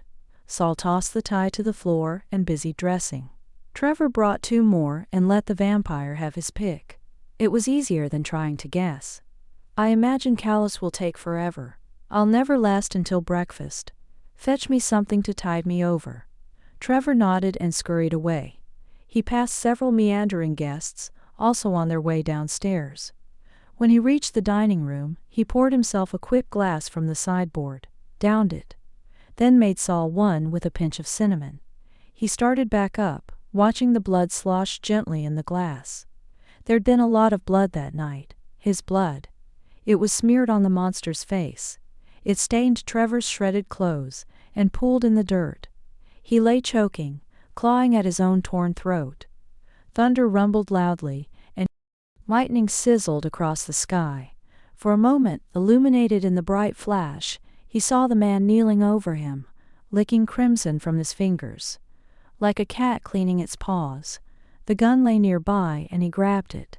The man moved to counter, but Trevor got another shot off. At the close range, he saw the ball pierce the man's chest, saw his blood splatter, and knew that the demon was at least going to hell with him. Except he still didn't fall. The man snarled in a foreign language, German it sounded, and tackled Trevor. He wrestled the gun from him and threw it out of reach. Then he turned back, mouth open and bloody fangs gleaming in the flash from another bolt of lightning. Holy God, fangs! And then blackness took him. Trevor shook off the memories as he reached his master's suite. Saul waited inside on a Victorian-style couch. He took the offered glass and finished it quickly. Less cinnamon next time. Trevor bobbed his understanding as Callus called him. He found her with her hair up and the back of her dress open. "Sit me up," she ordered. Trevor did as he was told, then helped her choose which gaudy bit of glittering jewelry to wear. "Not everyone is here yet," she said, "so I don't want to waste the good pieces, but I want Collie to see I have more than she does." "Of course, mistress." She held up a brooch. "Is this bigger than the one she had on last night?" He wasn't sure. Though being wrong meant a tongue-lashing later, he just nodded and said, "Yes, mistress." "Good. Is Saul ready?" "Yes, mistress." "Fine. I'll be out shortly and then we can go to breakfast. Tell him not to wear that ugly flowered tie today. The one with the lilies. It will clash with my dress." Of course it was the tie Saul had chosen. Trevor agreed, and delivered the message dutifully. Saul's reply was to scoff. "I was dressed first. It falls to her to coordinate." With a sigh, Trevor made to deliver the message, but Saul stopped him. "Oh, never mind. We won't have another 2 hours to wait for her to dress again. Bring me the blue tie." Trevor stopped from pointing out that it was the one they'd started with. When Callus emerged, Saul stood swiftly and gave her a polite peck on the cheek. "You are ravishing, darling, as always. And you, I'm glad to see you had the good sense to coordinate today." They left for breakfast, and Trevor trailed behind them. He was tired of the daily routine, but it was still better than the one he'd had. Back then, he'd woken from the darkness to find himself inside the lean-to. His neck was bandaged, and his ruined clothes changed for a cleaner pair. His whole body ached and his throat throbbed. Just sitting up was a struggle, and he fell back, gasping for air. He tried to call for help, but his voice was too weak. He was too weak. There was nothing for him to do, except lay in the bed and wait to die. He thought of his ma, of his girl, and their plans.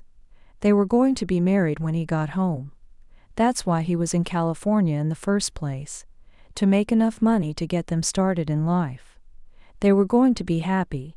He just had to make it through this. It felt like hours passed as he crawled out of the lean-to. Outside, the sun was already setting in a pool of dazzling gold and purple. A crow cawed, and he shivered, praying that it wasn't ushering on his death. Not yet. I can't die yet. He found water and some food, though both were hard to swallow. Shadows lengthened and drew together in pockets of night. Soon the sun was gone, leaving the sky the pale gray of twilight. He started the arduous journey back to the lean-to when he heard footsteps. His heart hammered with terror, and he reached for a gun that wasn't there. He was weak and defenseless. If it was the demon again, there would be nothing he could do to stop him. He rolled over and found himself looking at the man from his nightmares. The pale face was clean, and the eyes seemed clearer and saner than they had when he'd last seen him.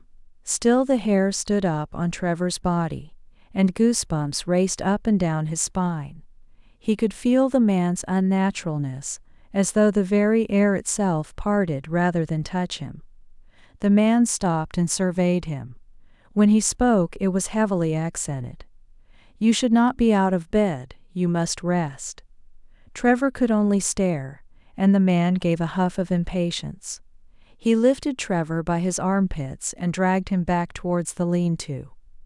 Now, looking back, Trevor liked to think he'd fought, but he hadn't. He'd hum like a limp, terrified sack of potatoes, and let the man stuff him back in bed. "There you will rest. Have you eaten?" Trevor looked at him blankly, and the man left to return with food and water. "Take sis, you must get back your strength." The man ducked outside. Trevor felt him there all night, standing guard, but in the morning he was gone, like a ghost. They continued that way for 3 days. On the third, the man introduced himself as Timothy. "I suppose you have questions, yes? If I answer them, you can never escape. Do you understand?" He didn't, but Timothy didn't give him time to say so. "You have guessed that thought happened to you was supernatural. Given the Bible you keep, you have probably concluded, I am a demon, yes?" Trevor nodded, and the man shook his head. "You be wrong. I am not a demon, but an immortal, a vampire." Timothy had given him a rough explanation of the monsters and their nature. "Thee drink blood, of course. Then I found you I've asked starving and lost control. But I do not wish for you to die. A human would be very useful." Though Trevor couldn't figure out how he would be useful, he soon found out.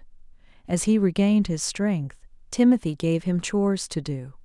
He dug what was essentially a root cellar for the vampire to sleep in. He hunted animals for his meals, and he went to town with a shopping list of supplies and a pocket full of the vampire's gold. For 2 months, things were palatable. Timothy insisted he call him master and bow when he saw him. But it was a small price to pay. The days were Trevor's own, and he could soak in the sun and let it wash it away the horror of the darkness. Then, one night, when Trevor gave Timothy his game, the vampire roared, "I am sick of these animals. I want human blood." He grabbed Trevor by the front of his shirt and snarled in his face, "You will bring me human blood, or I will drink yours. Go." He flung Trevor away to catch himself on the rocks. Human? How was he supposed to find human blood for the monster? He couldn't expect him to bring someone back to be fed on. Could he? Trevor? He jerked back to reality to find Callus glaring. They stood in the dining room of Andrei's mansion, waiting for their breakfast. Trevor quickly pulled her chair out, and she sat with a huff. Saul took the one next to her, and though neither spoke, Trevor knew he was expected to fetch their cups. He returned and handed them out. The pair sipped daintily, conversing with the vampires across the table from them. Callus's laughter was high and fake, but the other set were no better. There's still nothing like Timothy. That night, long ago, he failed to bring a human to his new master as ordered. The vampire raged. He threw Trevor into the rocks. The crunch of his bones echoed loudly in his ears, and took his breath away. He struggled to stand, but Timothy was on him again. He lifted him by his throat and held him aloft, feet dangling in the air. With a roar he ripped into Trevor's chest. Hot blood flowed out, and the vampire lapped it greedily. When he'd had his fill, he flung Trevor back to the stones and left him to bleed. Darkness crowded the edge of his vision, and he knew that was it. He was going to die. But he hadn't. Timothy had relented, had bandaged him, and finally shoved his wrist in Trevor's mouth. He didn't understand the purpose, but he instinctively drank the blood that oozed from it. Not enough to turn him, just enough to heal the worst of his wounds and keep him from dying. When the last of his injuries healed, Timothy sent him to bring back a human again. This time, he did as he was told.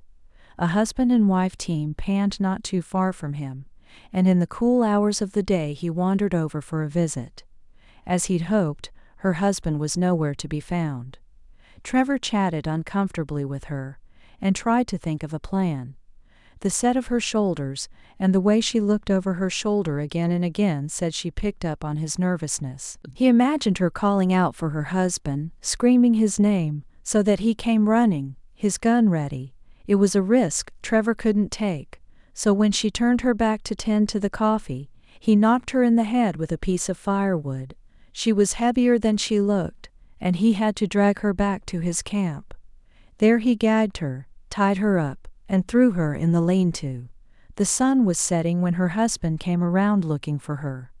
Trevor tried to act casual, but he did a poor job and looked towards the lean-to one too many times. The man finally shoved Trevor out of the way and barged in. He roared as he dragged his wife out, spitting threats and obscenities. In a panic, Trevor grabbed his gun. Before he could use it, Timothy broke onto the scene. With a single swipe, he knocked the man backwards. Then, with hungry, half-crazed eyes, Timothy snatched him up and ripped into his throat. The man screamed and struggled, but soon fell still.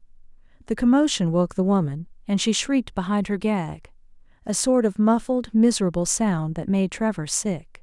Timothy threw the husk of her husband aside and moved towards her. "I am too full tonight, mein Fräulein. You will have to keep until tomorrow."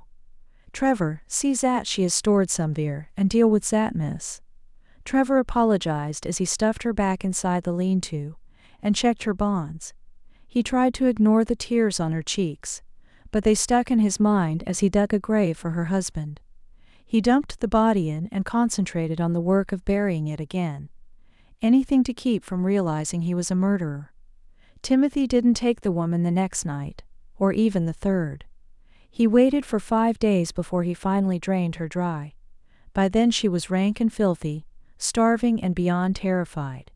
Trevor scrubbed out the lean-to, but he couldn't wash away the smell of her. Finally, he had to move it and burn half the contents.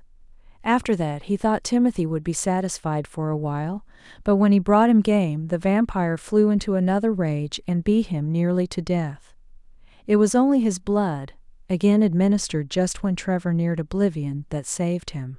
That was a pattern they would repeat, even after they left California. One day Timothy would be gracious and giving, and the next he would nearly kill Trevor with his fury. 5 months into their relationship, he did too much damage, and had to either let Trevor die, or make him an immortal slave. He went for the second. For over 100 years Trevor worked for Timothy. He killed for him, bled for him, endured his sudden rages and abusive tempers. He did everything that was asked, even when it made him sick, until the night Timothy demanded he bring him a woman. Not for food, but for sport. They are fun, yes? The terror is in their eyes as ze scream. And then, the hopelessness vehen ze, realize you are too strong, and ze cannot stop you from doing anything you want. Trevor had tried to follow orders. He even brought the girl to their den.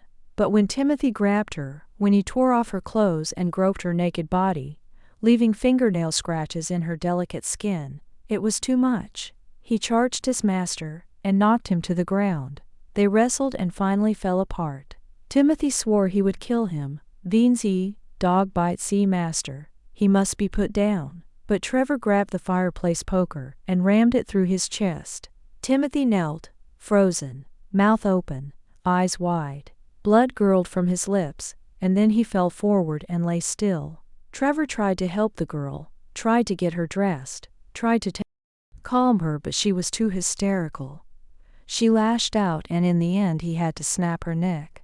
She lay dead on the floor, naked and bruised, her hair soaking up the puddle of Timothy's blood. Trevor didn't clean it up, only packed a bag and left. It was in New York that he found Saul and Callus, a wealthy pair of snobs from the old world. They were in the market for a new servant in exchange for wages, room, and board. He signed on and had barely begun his life with them when a short, stocky executioner came. Trevor hid in another room, ear pressed to the door, while the executioner introduced himself as Zuri, then explained the reason for his visit. The human police had found Timothy and the girl, and the guild had had to cover it up. It was illegal to make a mess for the mortals to find. Zuri was hunting the perpetrators so he could be punished. Trevor's heart froze in his chest. He'd heard stories of the guild's punishments, violence, starvation, and death. How awful, Callus said. But I can't imagine why you've come to us with this grisly tale. The executioner sighed. We believe your servant was previously employed by Timothy. Really? Saul asked with surprise. That must have been years ago. We've had him nearly, what is it, dear? Going on 20 now? Trevor blinked. He'd only been with them a month at the most. At least, Callus agreed. The years do run together, don't they? The executioner sounded unhappy. You're sure it's been that long? Oh no, it may be more, Saul replied. Would you like to talk to him directly? I can summon him. Not until he finishes the laundry, Callus said primly. I'm afraid, sir, that you may have the wrong man, and I refuse to have my linens ruined over it. They continued to talk the executioner in circles until he finally gave up and left. Trevor dared to peer through the keyhole, and saw the couple give each other a long, knowing look. Finally Callus called, Trevor, come here. He scrambled to obey. His mistress looked him over and snapped, Why aren't you washing the laundry? The reaction was unexpected, and he had no answer. Then go do it, she said angrily, and waved him off. No more dilly-dallying. And that was it. They never mentioned it again, never asked him what happened. In the 50 years that followed, they didn't expect him to kill humans, or bring them victims, or watch them torture someone to death. Instead, it was ironing, and laying out ties, and choosing jewelry. Trevor! He shook himself back and saw Callus giving him another hard look. We are ready to go. Of course. Sorry, mistress. I should think. You need to pay attention. I realize the excitement of the place is distracting, but you really must do better than this. Though she didn't say it, he always felt like the next sentence was, "Don't make us regret lying for you."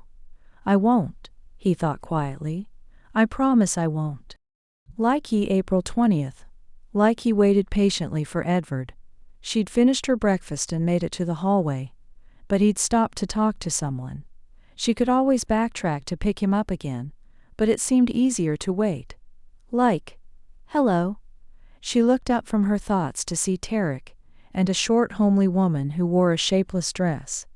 Tarek was in bell-bottoms and a turtleneck, a pair of sunglasses perched on his nose and strings of beads around his neck. Hello, how are you? We're fine. Let me introduce Philippa, my mate. Lykke tried to hide her surprise.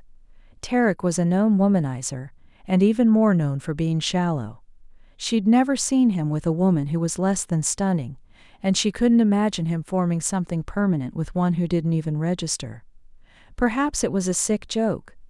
Nice to meet you, Philippa. She offered her hand and a smile. The woman accepted both, and Tarek launched into a long story about his newfound spiritualism. Philippa nodded along, interjecting a comment here or there, and Lykke tuned out. In the end she gathered that the whole thing had to do with gurus and beetles, though why he brought bugs up, she didn't know. Your mate? The words caught her attention, and she answered quickly, Edvard is talking to someone. As long as it isn't Eagan, Tarek said darkly. She was tempted to ask why, but was afraid the explanation would be too existential. I think it is, actually. Good luck then. If you'll excuse us, breakfast. Tarek gave a half bow, and then led his mate away. Lykke wondered if it was his newfound spiritualism that made him see beyond Philippa's appearance, or if he was just doing it for effect, to prove that he was spiritual because he could ignore appearances.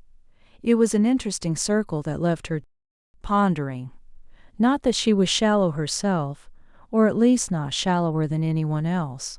She liked a mate that was attractive to her, and Edvard fit the bill. He was tall with broad shoulders and clear eyes, and had a sort of commanding majesty that made others take notice, or at least it made her take notice. She first met him 40 years after her husband was killed in a war. Her sisters had tried to convince her she'd mourned enough, but it was only when Edvard smiled at her that she believed them. Their courtship had been brief by immortal standards, and when he asked her to come away with him, she'd gladly accepted. It meant permission from the head of her coven, that he didn't care, and so she followed Edvard to his home in Finland.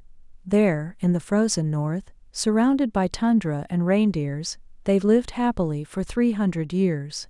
Friends had come and gone, migrating from one place to another, but they'd remained, steady and strong like the rocky earth, steady and isolated. Edvard wasn't one for socializing, except for Andrei's parties. To her knowledge, he'd never missed a one, and certainly not since she'd started coming with him. But that was it.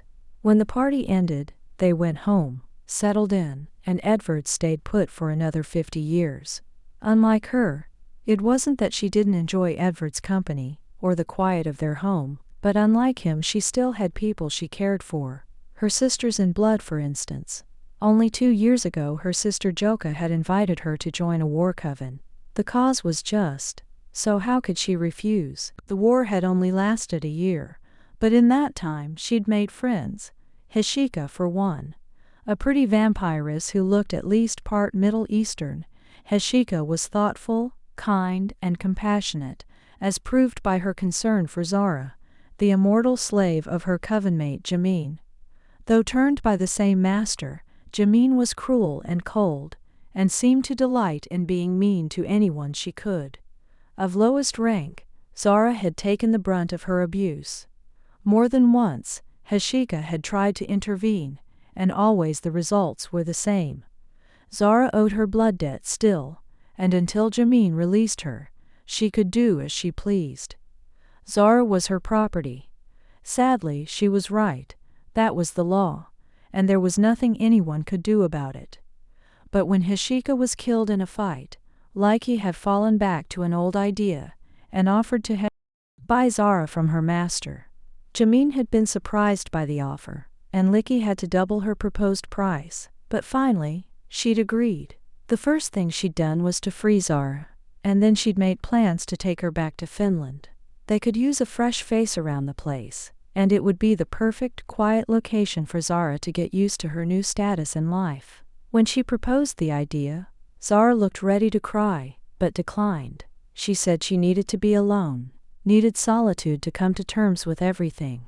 Though the idea seemed odd to Lykke, she helped Zara get an apartment, and left her to her own devices. Edvard had only murmured his regrets when she told him about it, but she was pretty sure he was happier that way. He'd be even happier if I would stay away from war covens, and she understood why. His last wife had been a war-minded woman. When a young coven invaded their territory, she'd killed most of them, and in turn had been killed by the Sodalitas. When he first told Lykke about it, she asked if he still loved her.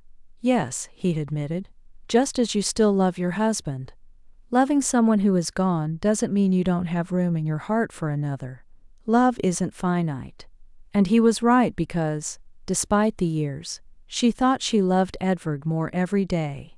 She perked up as Edvard stepped into the corridor, Eagan at his elbow. The bearded vampire gave a bow. I should apologize for monopolizing your mate. It's Juice's nice Texas-son. Who donna get offended at every word. She stifled a chuckle. Eagan was known for talking without thinking first. Had an interesting morning, have you? Nay, not so much the mornin', but the night afore. Speaking of that, I hear you know one, new guests. Zara, Aquilin said her name.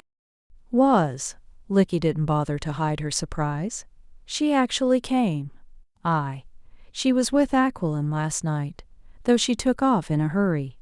Edvard snickered. I wonder what the rogue said to her. Lykke shrugged. Hard to tell.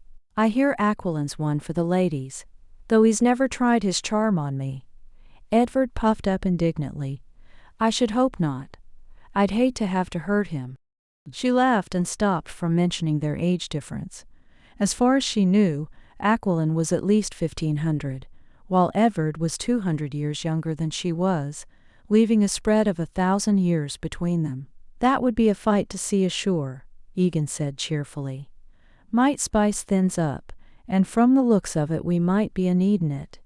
You'll have to excuse me. I've kept you long enough, and better be gettin' on. Nice to see you, Lykke. Donna be a stranger.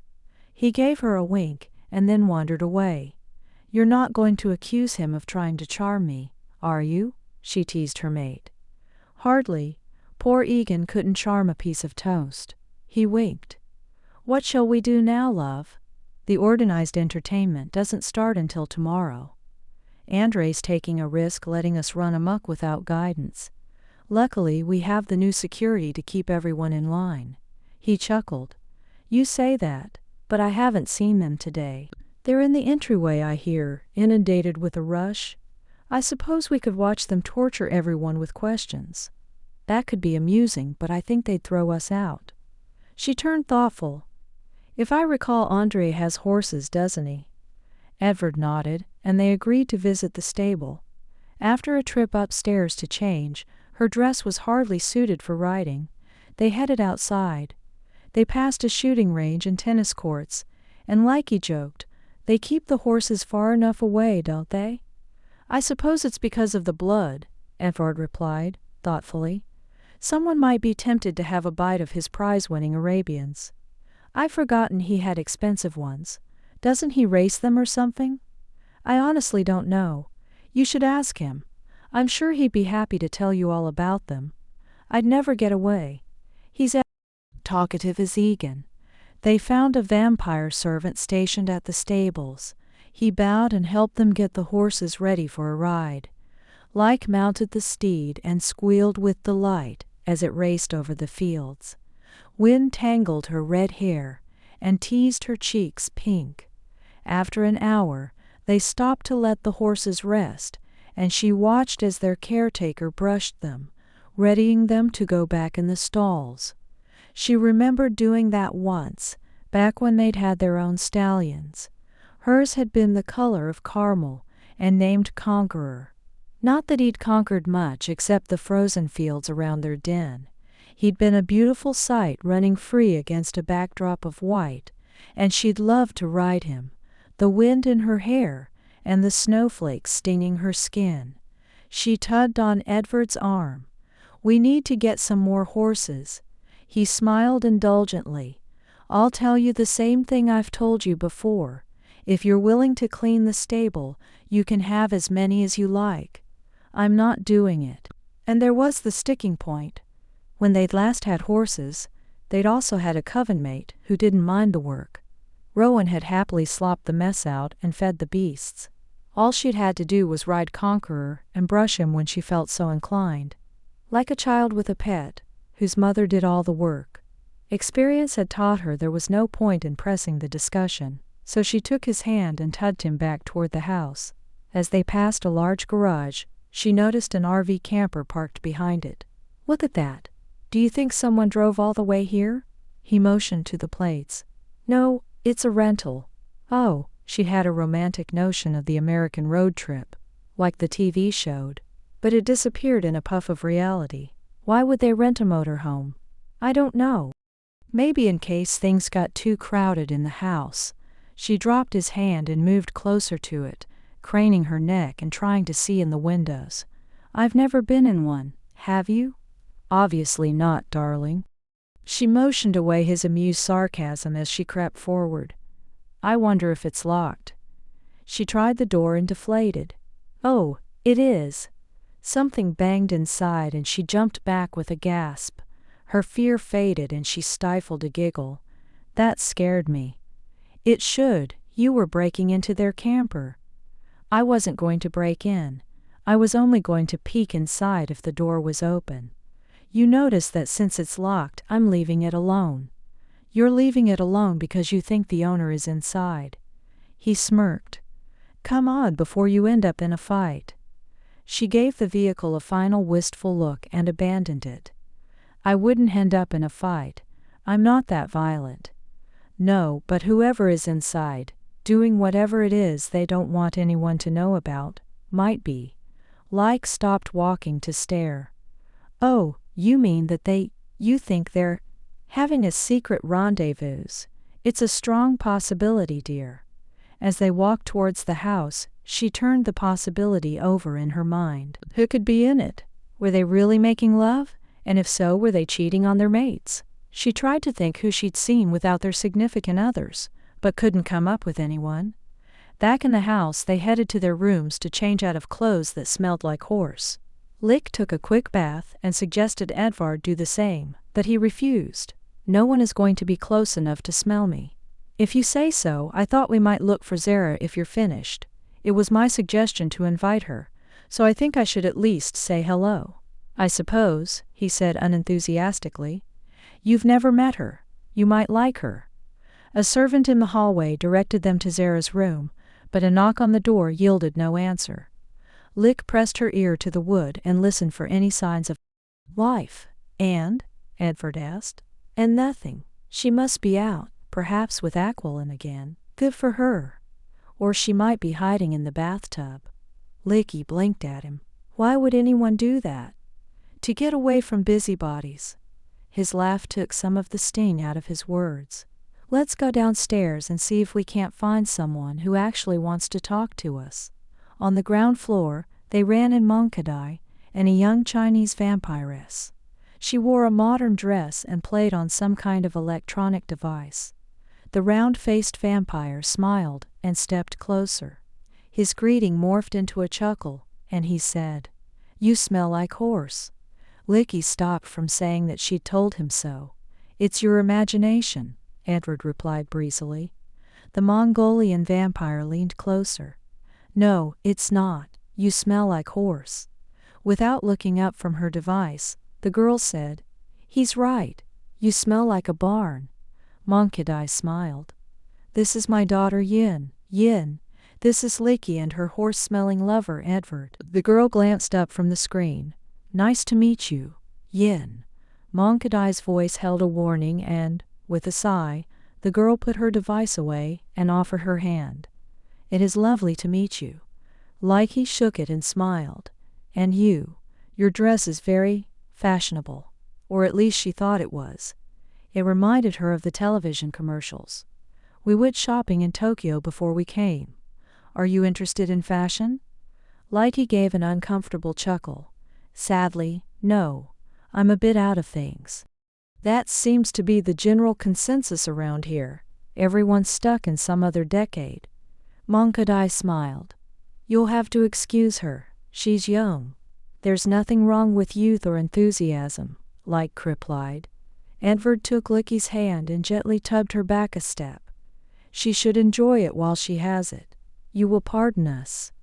They said their goodbyes and Edvard pulled her away. There's a reason I like to hide from the modern world. It's vapid. I don't think she's worse than the others here. I know. That's why I avoid civilization altogether. Except Andrei's parties? He smiled. Except Andrei's parties. It's good to meet everyone and remind yourself why you spend the rest of the time avoiding them. So you come to remind yourself that you don't like any of them. Precisely, my dear.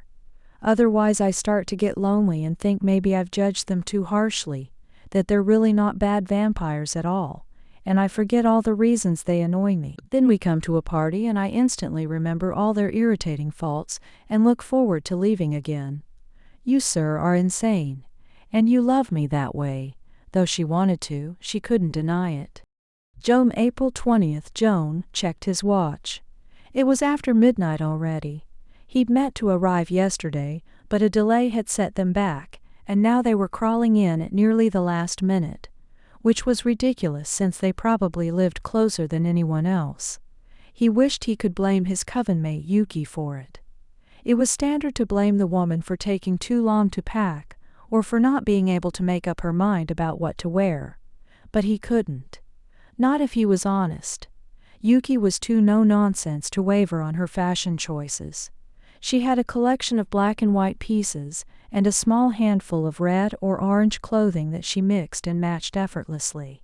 With her naturally creamy skin, delicately slanting eyes, and shiny black hair, she always looked elegant, even when she didn't try.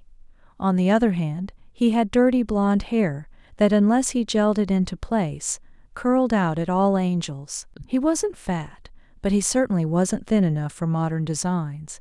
The suits and shirts didn't fall from his shoulders the way they were supposed to, and forget about skinny jeans.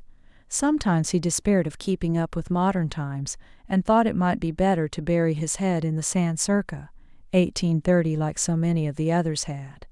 The mansion's double doors opened, and Jome walked through, Lykke on his heels. The scene was a chaos that pulled him to a stop. Trunks were open and vampires dressed in black sorted through them.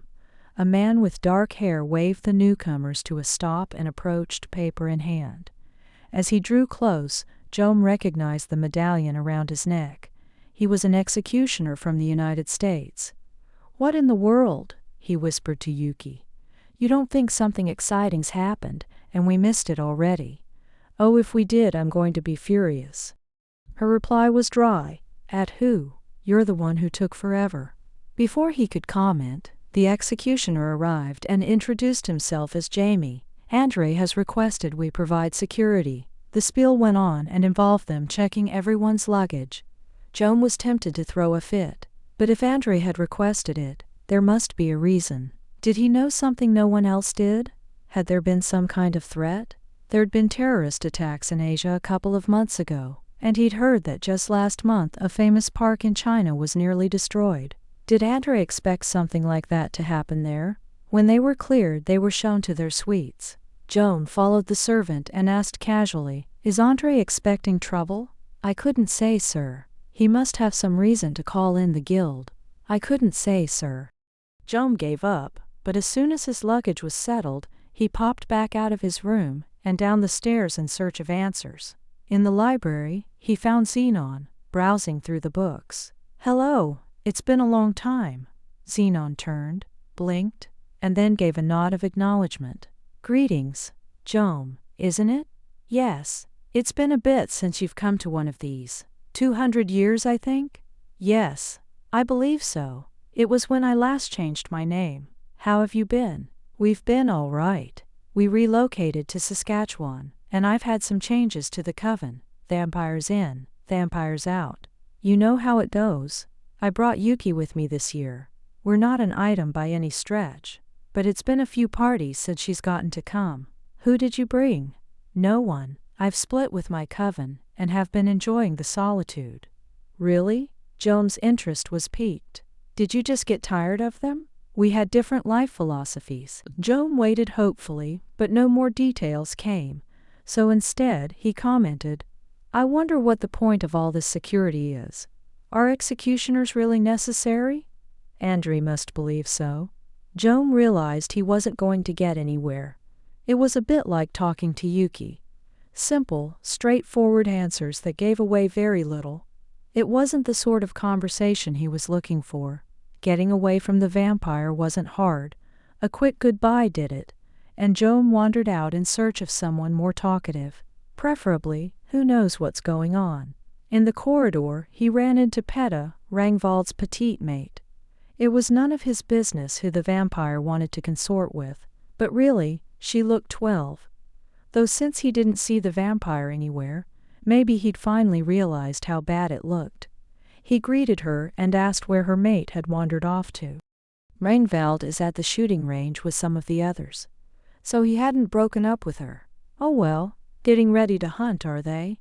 There's a hunt scheduled in, though I don't know when. Jome didn't care about hunting or shooting, so he swung the topic around to something more interesting. I'm surprised you're not out there with him. Actually, I'm looking for Grimald. Have you seen him? Grimald? Didn't Rangvald look old enough for her? What could she possibly want with a graying old man? I'm sorry, but I haven't. Are you sure he's arrived? He's notorious for being late. That's true. She tugged at her hair, a nervous habit that made her look even more juvenile. Jome gave her a warm smile. If I see him, I'd be happy to pass on a message. She hesitated, then looked around, as though checking for eavesdroppers. Only if you promise not to tell Rangvald. And with that things got twice as interesting. Of course not. My lips are sealed. She relaxed a little. Rangvald's birthday is the day after the party ends. I thought it might be fun to organize something for it. Of course I know almost everyone is leaving that day, but I thought we could do something before the mass exodus. Sure she did. What a wonderful idea. But why do you need Grimald for it? He and Rangvald are friends, and he enjoys these kinds of things. I thought he'd like to help me organize it. It was the flimsiest excuse he'd ever heard. He concentrated on her thoughts, trying to pick up what he could without prying. But all she was thinking about was the party and the time, and whether Rangvald liked her new blouse. Of course she's hiding thoughts of a tryst. She knows I'm a mind reader. If I see Grimald, I'll be sure to tell him. Thanks so much. Peta beamed, and after polite goodbyes, they went their separate ways. Jome snickered quietly to himself. Who did she think she was fooling? Grimald organizing a birthday party? Really? The old codger was better at organizing a funeral than a celebration. He suddenly realized that he'd been so caught up in the intrigue of her affair that he hadn't bothered to pry about the security. Oh well, I doubt she knew anything, anyway. In a green room, a blonde and a brunette sat near a window chatting. The brunette was on the plump side with midnight eyes and a youthful face, while the blonde looked slightly older, mid to late 30s perhaps. Her hair was piled on her head and she wore a sweater that hugged her generous curves. He didn't recognize them, and decided they were either in Andrei's coven or else some of the new guests. Either way, they might be interesting. Hello, ladies. I don't believe I've had the pleasure. They looked at him, and the blonde smiled sweetly. I'm Trevor, and this is Marna. We're members of Andrei's coven. You, Jome, and I'm a member of my own. Trevor took his offered hand and held on to it longer than necessary. Your own coven. How exciting. Not really so much exciting as convenient. He returned her smile. It looks like there's going to be quite a party. Oh yes, it does, Trevor agreed. I can't help but wonder at all the security." The blonde laughed. "You're not the first to wonder about it. Andrei is worried about the Children of Shadows." Jome gave a satisfied nod. He'd been right, as usual. "That's what I thought." Now on to his next question. "I found the guest list interesting this year." Trevor leaned forward a little, and Jome noticed the stretch of her sweater over her breasts. "Yes, I heard that attendance was down, and Andrei believed inviting some new vampires would help. I wouldn't know. I wasn't here for the last one." She did seem very young, where immortality was concerned. "More's the pity. If you had been, attendance would have surely improved." Trevor giggled, and Marna rolled her eyes and asked, "Where's your mate?" "I don't have one," Jome replied. Trevilla's smile grew, as did Marna's impatience. She stood and gave Trevor an aggravated look. "I suppose I'll see you later." She marched off and Trevor slipped to her feet. That was abrupt. "I noticed." Jome eyed the blonde warily. Her surface thoughts were giggly and slightly erotic, and he tried to decide which he was most interested in, her or information.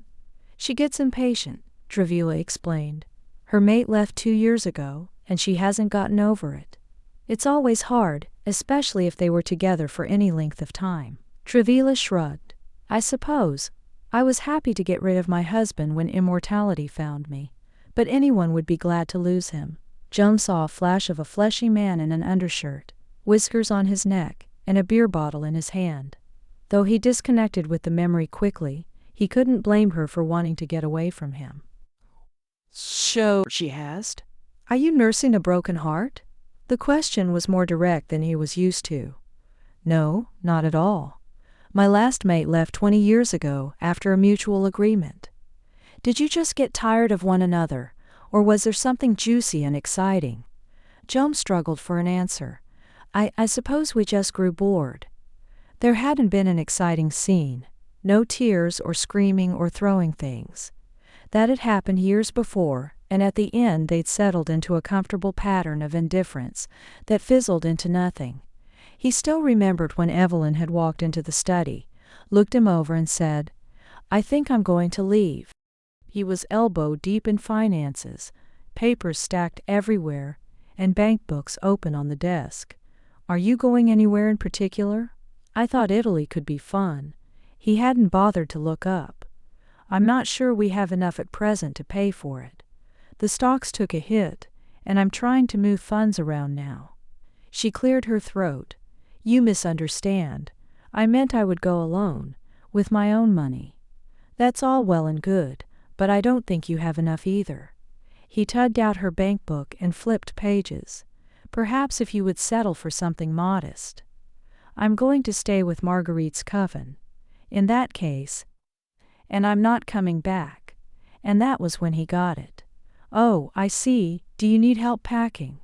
"No, I think I have it handled." "All right. Safe travels then." She hung on the door a second as if waiting for him to say something else, but there wasn't anything to say. Finally, she said softly, "Take care, Jome. You too, dear." And that was the last he'd seen of her.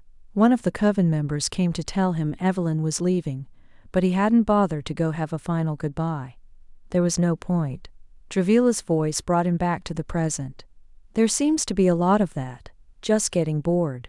I find it interesting that anyone could ever think being alive was dull." "You must be very young," Jome responded, "only half paying attention." "By your standards I am, I suppose. How old are you?" It wasn't the kind of question one just flat out asked, but he found himself answering it anyway. "I was turned in 1327. "Wow, that was a long time ago. Do you smoke?" He wasn't sure what smoking had to do with anything. "Cigars now and then." "Oh, good. Let's nip out and have one, shall we?" She grabbed his arm and propelled him down the hall. He didn't actually have a cigar on him, and anyway they weren't the sort of thing one nipped out for. They were something you enjoyed after dinner in a lounge full of men talking about boring wars and even more boring hunts. They emerged outside to find heavy clouds in the distance. Jome could smell the rain coming and estimated it would be pouring by sunrise. "Doesn't that smell wonderful?" Trivial asked and took a deep lungful of air, I love when it rains. Jome had never been one for excessive moisture. It did terrible things to his hair and made his clothes stick to him. Nothing was more uncomfortable than heavy, damp, sticky clothes. He said so, and Trevor gave a throaty laugh. In that case you could always take them off. His mouth opened, a reply ready about the absurdity of her suggestion when she pounced. She knocked him back against the rough wall of the house, grinding her body against his, so that her soft breast squashed into a mass against his chest. "There's no one out here," she whispered. "We could try a test run." "A test run of what? Taking off his clothing?" "No, just no." He put his hands on her shoulders to push her away, when her ruby-painted lips found the sensitive spot on his neck. He caught his breath and stiffened as she sucked gently, then teased it with her tongue. One red-nailed hand dropped and wedged between his legs. Expertly she plucked his trousers open, and then her fingers snaked inside, and oh, good Lord!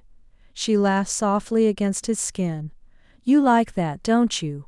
When was the last time you had a lover do that?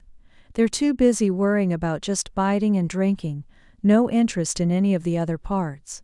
But God gave them to us for a reason, and it's more fun if you pay attention to them." Before he could formulate a reply, she dropped to her knees in front of him. By the time he figured out what she was doing, she'd already wrapped her mouth around his hardening shaft. He slumped back against the building, gasping as she worked on him in long, slow strokes. She was right, he couldn't think of the last time anyone had done this. Evelyn certainly hadn't, not once. Their lovemaking had been more vampire traditional. A kiss, a touch, a bite.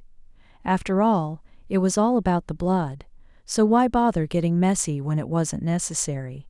Except, his brain couldn't form coherent thoughts. He watched Trevor pull back and swirl her tongue along his length, and then, for a terrified second, he realized what she was going to do. "No," his cry cut off as she bit him. There. The pain was excruciating, but in a second it was replaced with euphoria. Her hands snaked up and down his legs, stroking, touching, tickling, while she wrapped around his mind like the slow twist of a cherry stem.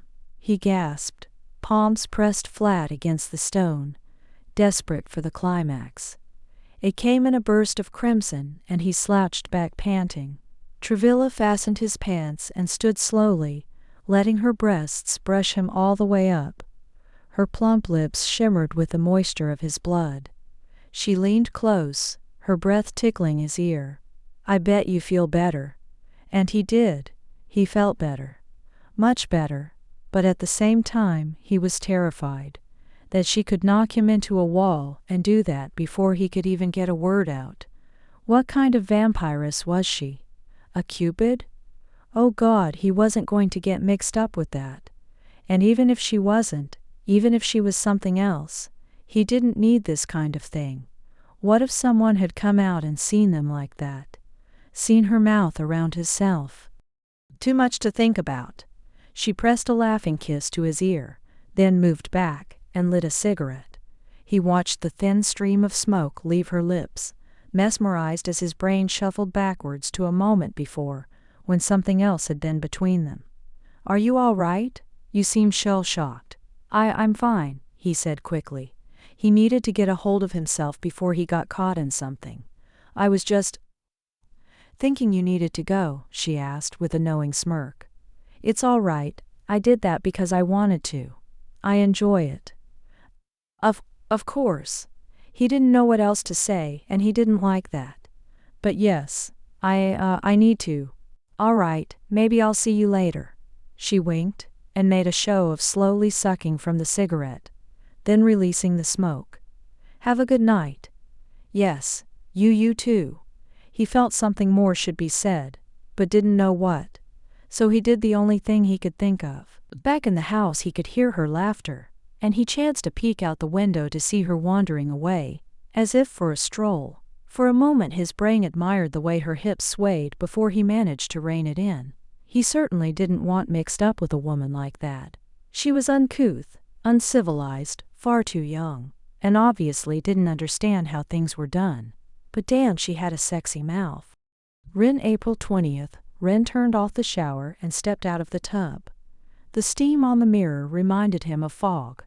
Without contrast, his snow-colored hair and skin were lost in it. Only his bright blue eyes stood out in smeary spots of color. He toweled his thin body and pulled on his pajamas. From habit he tidied his mess, picked up the towels, wrung out his rag, hung up his clothes, straightened the thick rug. When he was finished, it was only the fog on the mirror and moisture in the tub that said he'd ever been there. Invisibility was something he'd learned long ago. The memories were as hard to see as his reflection in the mirror, but the feelings were still there. He and his twin brother Toll had been born in the early 1600s in Lower Austria. Some said it was a beautiful time to be alive, and a beautiful place, but those who said that didn't look like he did. Ren didn't know his mother, had never seen her face, and had long ago given up imagining it. She deposited her twin infants in the baby hatch of the church. No one knew what to do with the snow-white pair, and it was Sister Mary who declared their odd appearance was a miracle of God, rather than the mark of a demon. Ren had a few memories from that time, all colored golden like the sun slanting in the windows, and scented with the heavy smell of flowers in Sister Mary's garden. She'd given them names from the Holy Book, he Andrew and his brother Peter. Or had it been the other way around? She fed them, clothed them, taught them to read and to write and to recite. Though she was not affectionate, she preached love to them, love for everyone that God had made, the wretched and the poor and the sick, and even the beautiful in their stone castles. She taught them right from wrong, good from bad, and sang them to sleep with hymns. Despite the animosity of the rest of the world, with her they knew they were safe. Then Sister Mary got sick. Some said it was proof of their demonic parentage, that they had cursed her, or that their very presence brought evil. He remembered kneeling with his brother by her bed, listening to the dry rattle of her breath, and praying to an unseen God to save her. It was raining the day she died, and from that moment on his memories were colored the gray of overcast clouds. Without Sister Mary's protection they were turned out. At 10 years old, they struggled to fit into a world rife with superstition. Their pale skin burned easily, and their white hair earned them scorn. Something about it, and her pointed teeth sent a shiver up his spine, and he'd gripped his brother tighter, as though they'd finally found the demon the sisters were so afraid of. The demon or angel, Salil was a better option than the streets. She praised their odd coloring, admired their bright eyes, and invited them home. Her cottage was outside of the town, near a stream and thick trees. She bid them bathe in the water and gave them clothes that were too large. Dressed and cleaned, she brought them inside and made them beds before the fire. "You must be tired, my children. Rest now. When the moon rises tomorrow I will see you again." As she promised, she was gone when they woke. They searched the house and the woods for her, but it wasn't until dark that she appeared, laughing. "I told you I would not see you again until night. You must learn to trust and obey my words. Here I have brought you bread." They ate like starving children. When they finished, she took them to the woods and taught them to look for herbs. Thanks to Sister Mary's garden, they knew some about plants already, and caught on quickly. The first month passed this way. Though where Salil went during the day was a mystery, they soon discovered why she so carefully collected and dried herbs. Salil was working, chopping roots, when she suddenly went stiff. She sniffed the air, then hurriedly stuffed the twins in the cupboard, and bid them to be silent. A moment later, a young lady came through the door, begging for a potion to make her lover stay. Rune watched through the crack between the doors while Salil made a foul-smelling brew, and, in exchange for coins, sent the lady away with a bottle. That was when Ren realized that Salil was a witch, a sorceress, a worshipper of darkness and demon magic. It went against everything Sister Mary had taught them, and Ren remembered the punch of guilt and fear. He'd gripped his brother's hand and whispered their need for escape. "We have nowhere to go," Toll whispered back. "But she is evil," Sister Mary said. Sister Mary said, "We should love everyone. Besides, do you want to go back to the streets? To be spat upon and have rocks thrown at us? Do you want to starve again?" And he didn't. So he stayed. The next night, Sala gave them new names, Toll and Ren. Then she produced a dagger and took some of their blood. Just a little, for a very important spell. When Ren asked why she needed it, she looked at him as if he was a lack-wit. "The blood of an albino is powerful, child. Why else would I have saved you?" From then on, she took from them, always the same small vial. As the months passed, her customers increased. Most times, they hid in the cupboard and took turns peering through the crack. The visitors spoke in half-ashamed whispers, and always mentioned that so-and-so had sent them, promising results from what was the most powerful witch, the witch who used the blood of half-demon children. More business meant more bloodletting, and soon Salil took from them twice a week or more. Ren worked up the courage to ask if they were really half-demons. She stopped stirring to stare at him, and then she laughed. "Was your father a demon, child?" "We don't know," Ren admitted. Salil went back to her work. "You are what you are. There is no point in trying to guess where you came from, or why you look as you do. Destiny will take you where you are meant to go, and that is all that matters." The answer wasn't comforting, but it was better than nothing. Ren often turned it over in his mind as he stood in the cupboard, waiting for the customers to leave. But one night, a large, well-dressed man and his guards held Ren's attention. He strode around the cottage, hands behind his back and chest puffed out. Usual shame was replaced by imperiousness. "How can I help you?" Salil asked suspiciously. He poked his finger into a dish and tested the texture of the herbs between his fingers. "I come for a totem, one that will guarantee my continued good fortune." Salil frowned, but said, "I can make you one from—" "No, what I want requires no making." He moved to stand before her, at least a foot taller and twice her size. "I don't know what—" He grabbed her arm and bared his teeth. "I know what you have here, and I want a totem. A toe will do." She pulled away and glared. "No, you may leave." He slapped her hard enough to send her stumbling. At a nod from him, the guards rushed in and grabbed her, one on either side. She twisted in their grip, fangs snapping, as they pulled her upright. The man pressed his face close to hers. "I know what you are, bride of demons. Unless you wish to burn, you will give me what I want.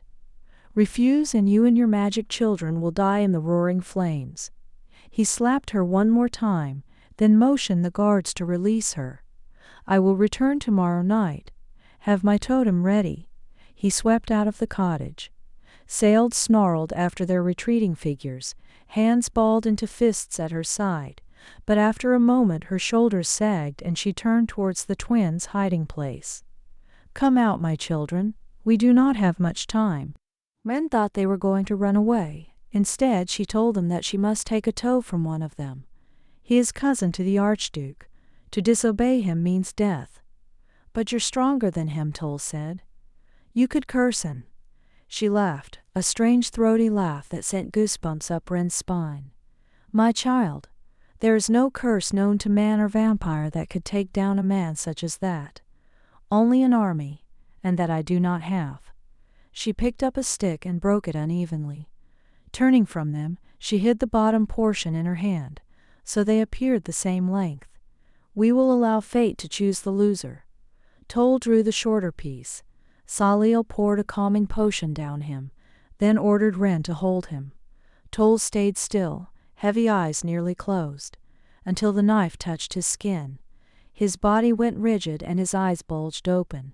Ren struggled to hold him. As he wriggled, Salil shouted foreign words and hacked at his toe. Toll screamed and kicked, and finally Ren threw himself on top of his brother, tears in his eyes, as he forced him still. "I'm sorry, I'm sorry, I'm sorry." Toll only screamed in reply. When the toe was removed, Salil bid Ren hold a cloth to the gushing wound. Then she bit into her own arm. Ren watched, horrified, as crimson blood bubbled to the surface. Thinking it some penance rite, he started to speak, but she shoved the wound between Toll's lips.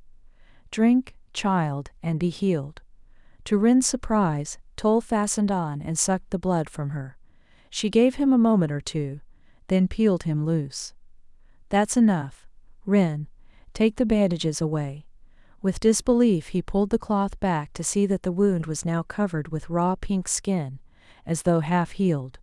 He looked to the woman with a mixture of terror and wonder. "Magic. Just as they believe your blood has power, so does mine." She pressed a hand to her arm until the bleeding stopped. "Now we must prepare this." The toe was to be dried over the fire, then wrapped in linen and at last placed in a leather pouch with spices.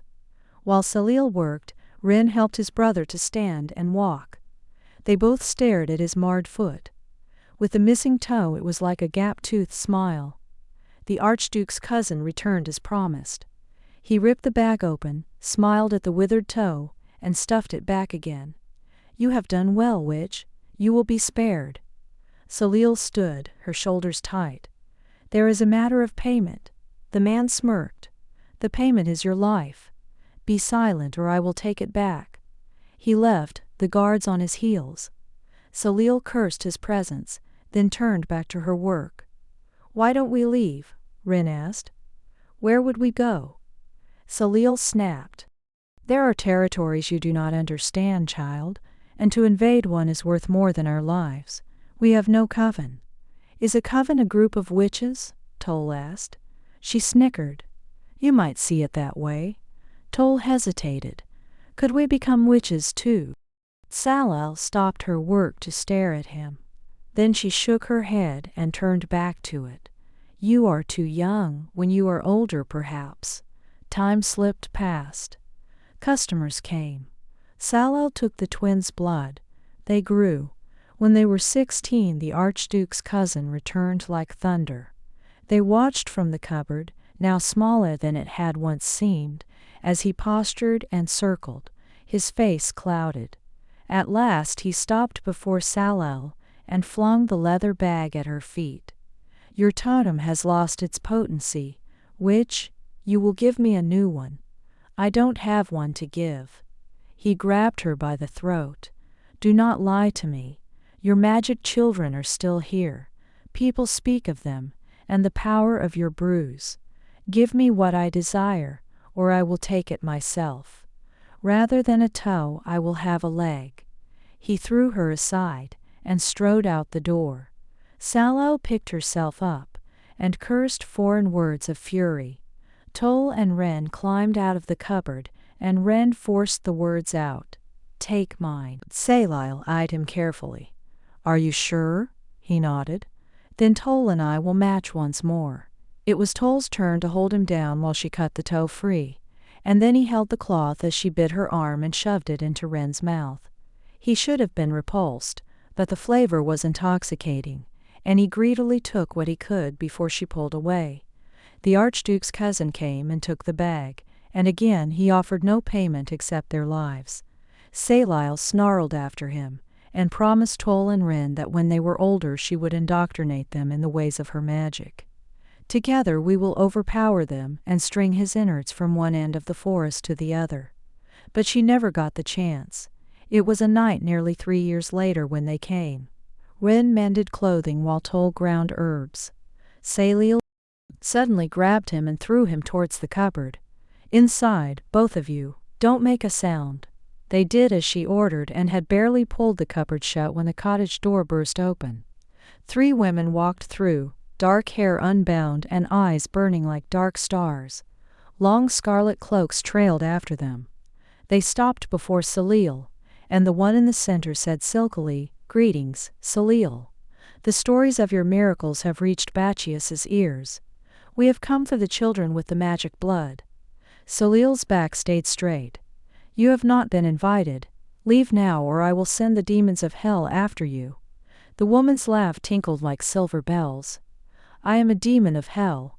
She lunged at Salil, but her prey dodged away, knocking over a rack of vials.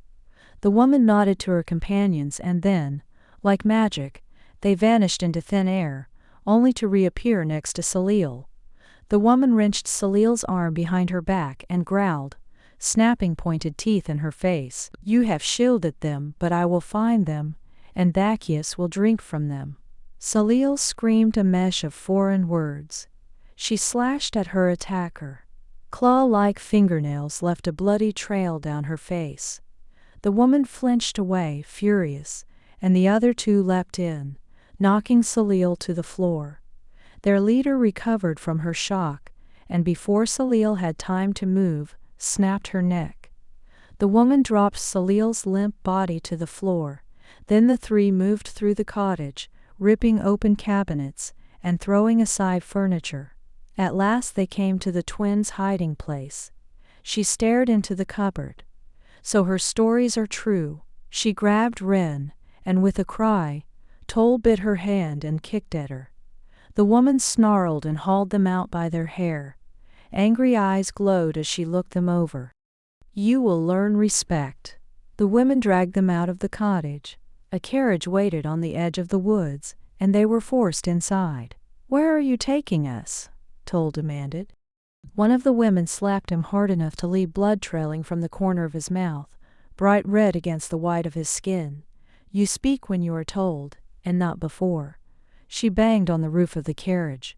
The driver slapped the horses and they rumbled off into the night, leaving the cottage and Sally's broken body behind. The women bound them with ropes for much of the journey. When they stopped at the foot of a mountain they were released, but there was no relief. "You will climb," the woman ordered. "If one of you does not cooperate, I will kill the other.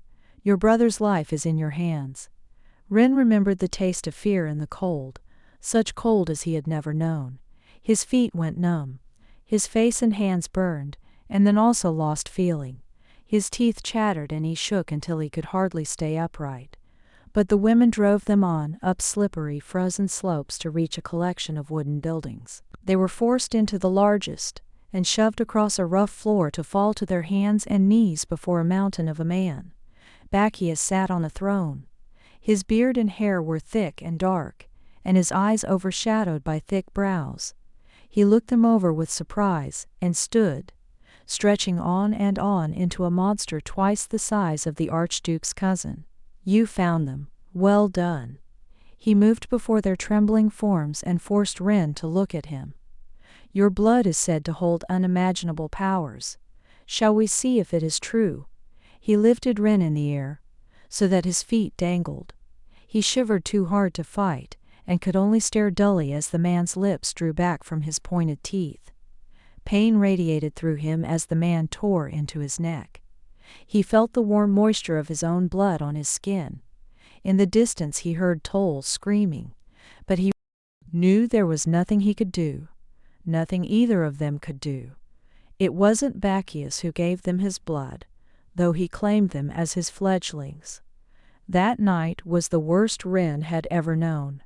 He and Toll curled together, gasping and crying out as death spasms overtook them.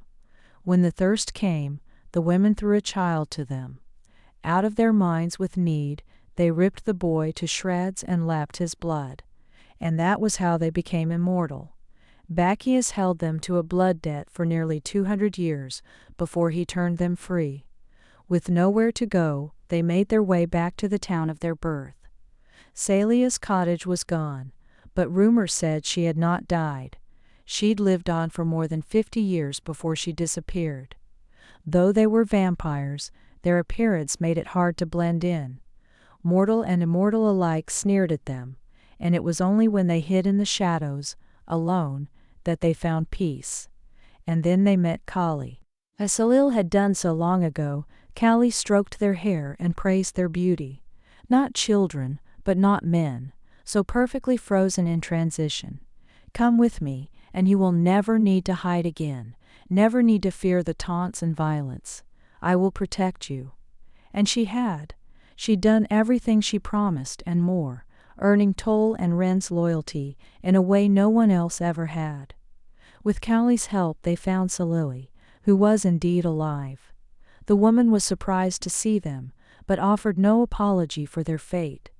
Destiny will do as it chooses. Ren shook away the memories to exit the bathroom. The bedroom light was off, and Toll was already in bed. Ren hung his clothes in the wardrobe, then crept across the soft carpet to take his place on the other side. Toll yawned loudly and shifted to fluff a pillow. "Good night, brother." "Good night," Ren returned. "Rest well. Kali has promised we will find much excitement at this year's party." "Yes, I wonder what it will be." But neither had the answer. Just as Sally said, destiny, fate, God, whatever name she wanted to give it. And it alone propelled one down a path they were powerless to deviate from. He and Toll's journey had been strange, crowded with unexpected meetings, moments of pain, of sorrow, and of joy. Ren could only wonder what stood around the next corner, unseen and unexpected. Hopefully it lived up to all the expectation. The story continues in Masque of the Vampire. Get your copy today. Join the Amaranthine mailing list for new book alerts in your inbox. http://jolenenaylor.com/fbn/newsletter.php. Found a typo? Join the Great Amaranthine Typo Hunt to receive an exclusive free short story. https://jolenenaylor.wordpress.com/201/7/006/1/6/the-great-amaranthine-typo-hunt/appetite. About the author Joleene Naylor is the author of the Glitterless Amaranthine series, a world where vampires aren't for children. As a complement to the novel series, she has also written several short story collections and the Amaranthine Files Encyclopedia.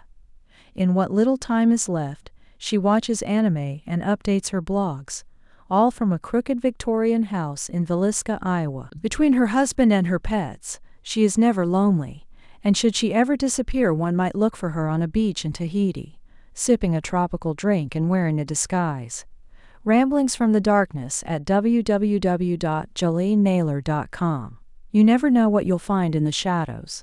Connect with Joleene Naylor. Website, http://joleneenaylor.com.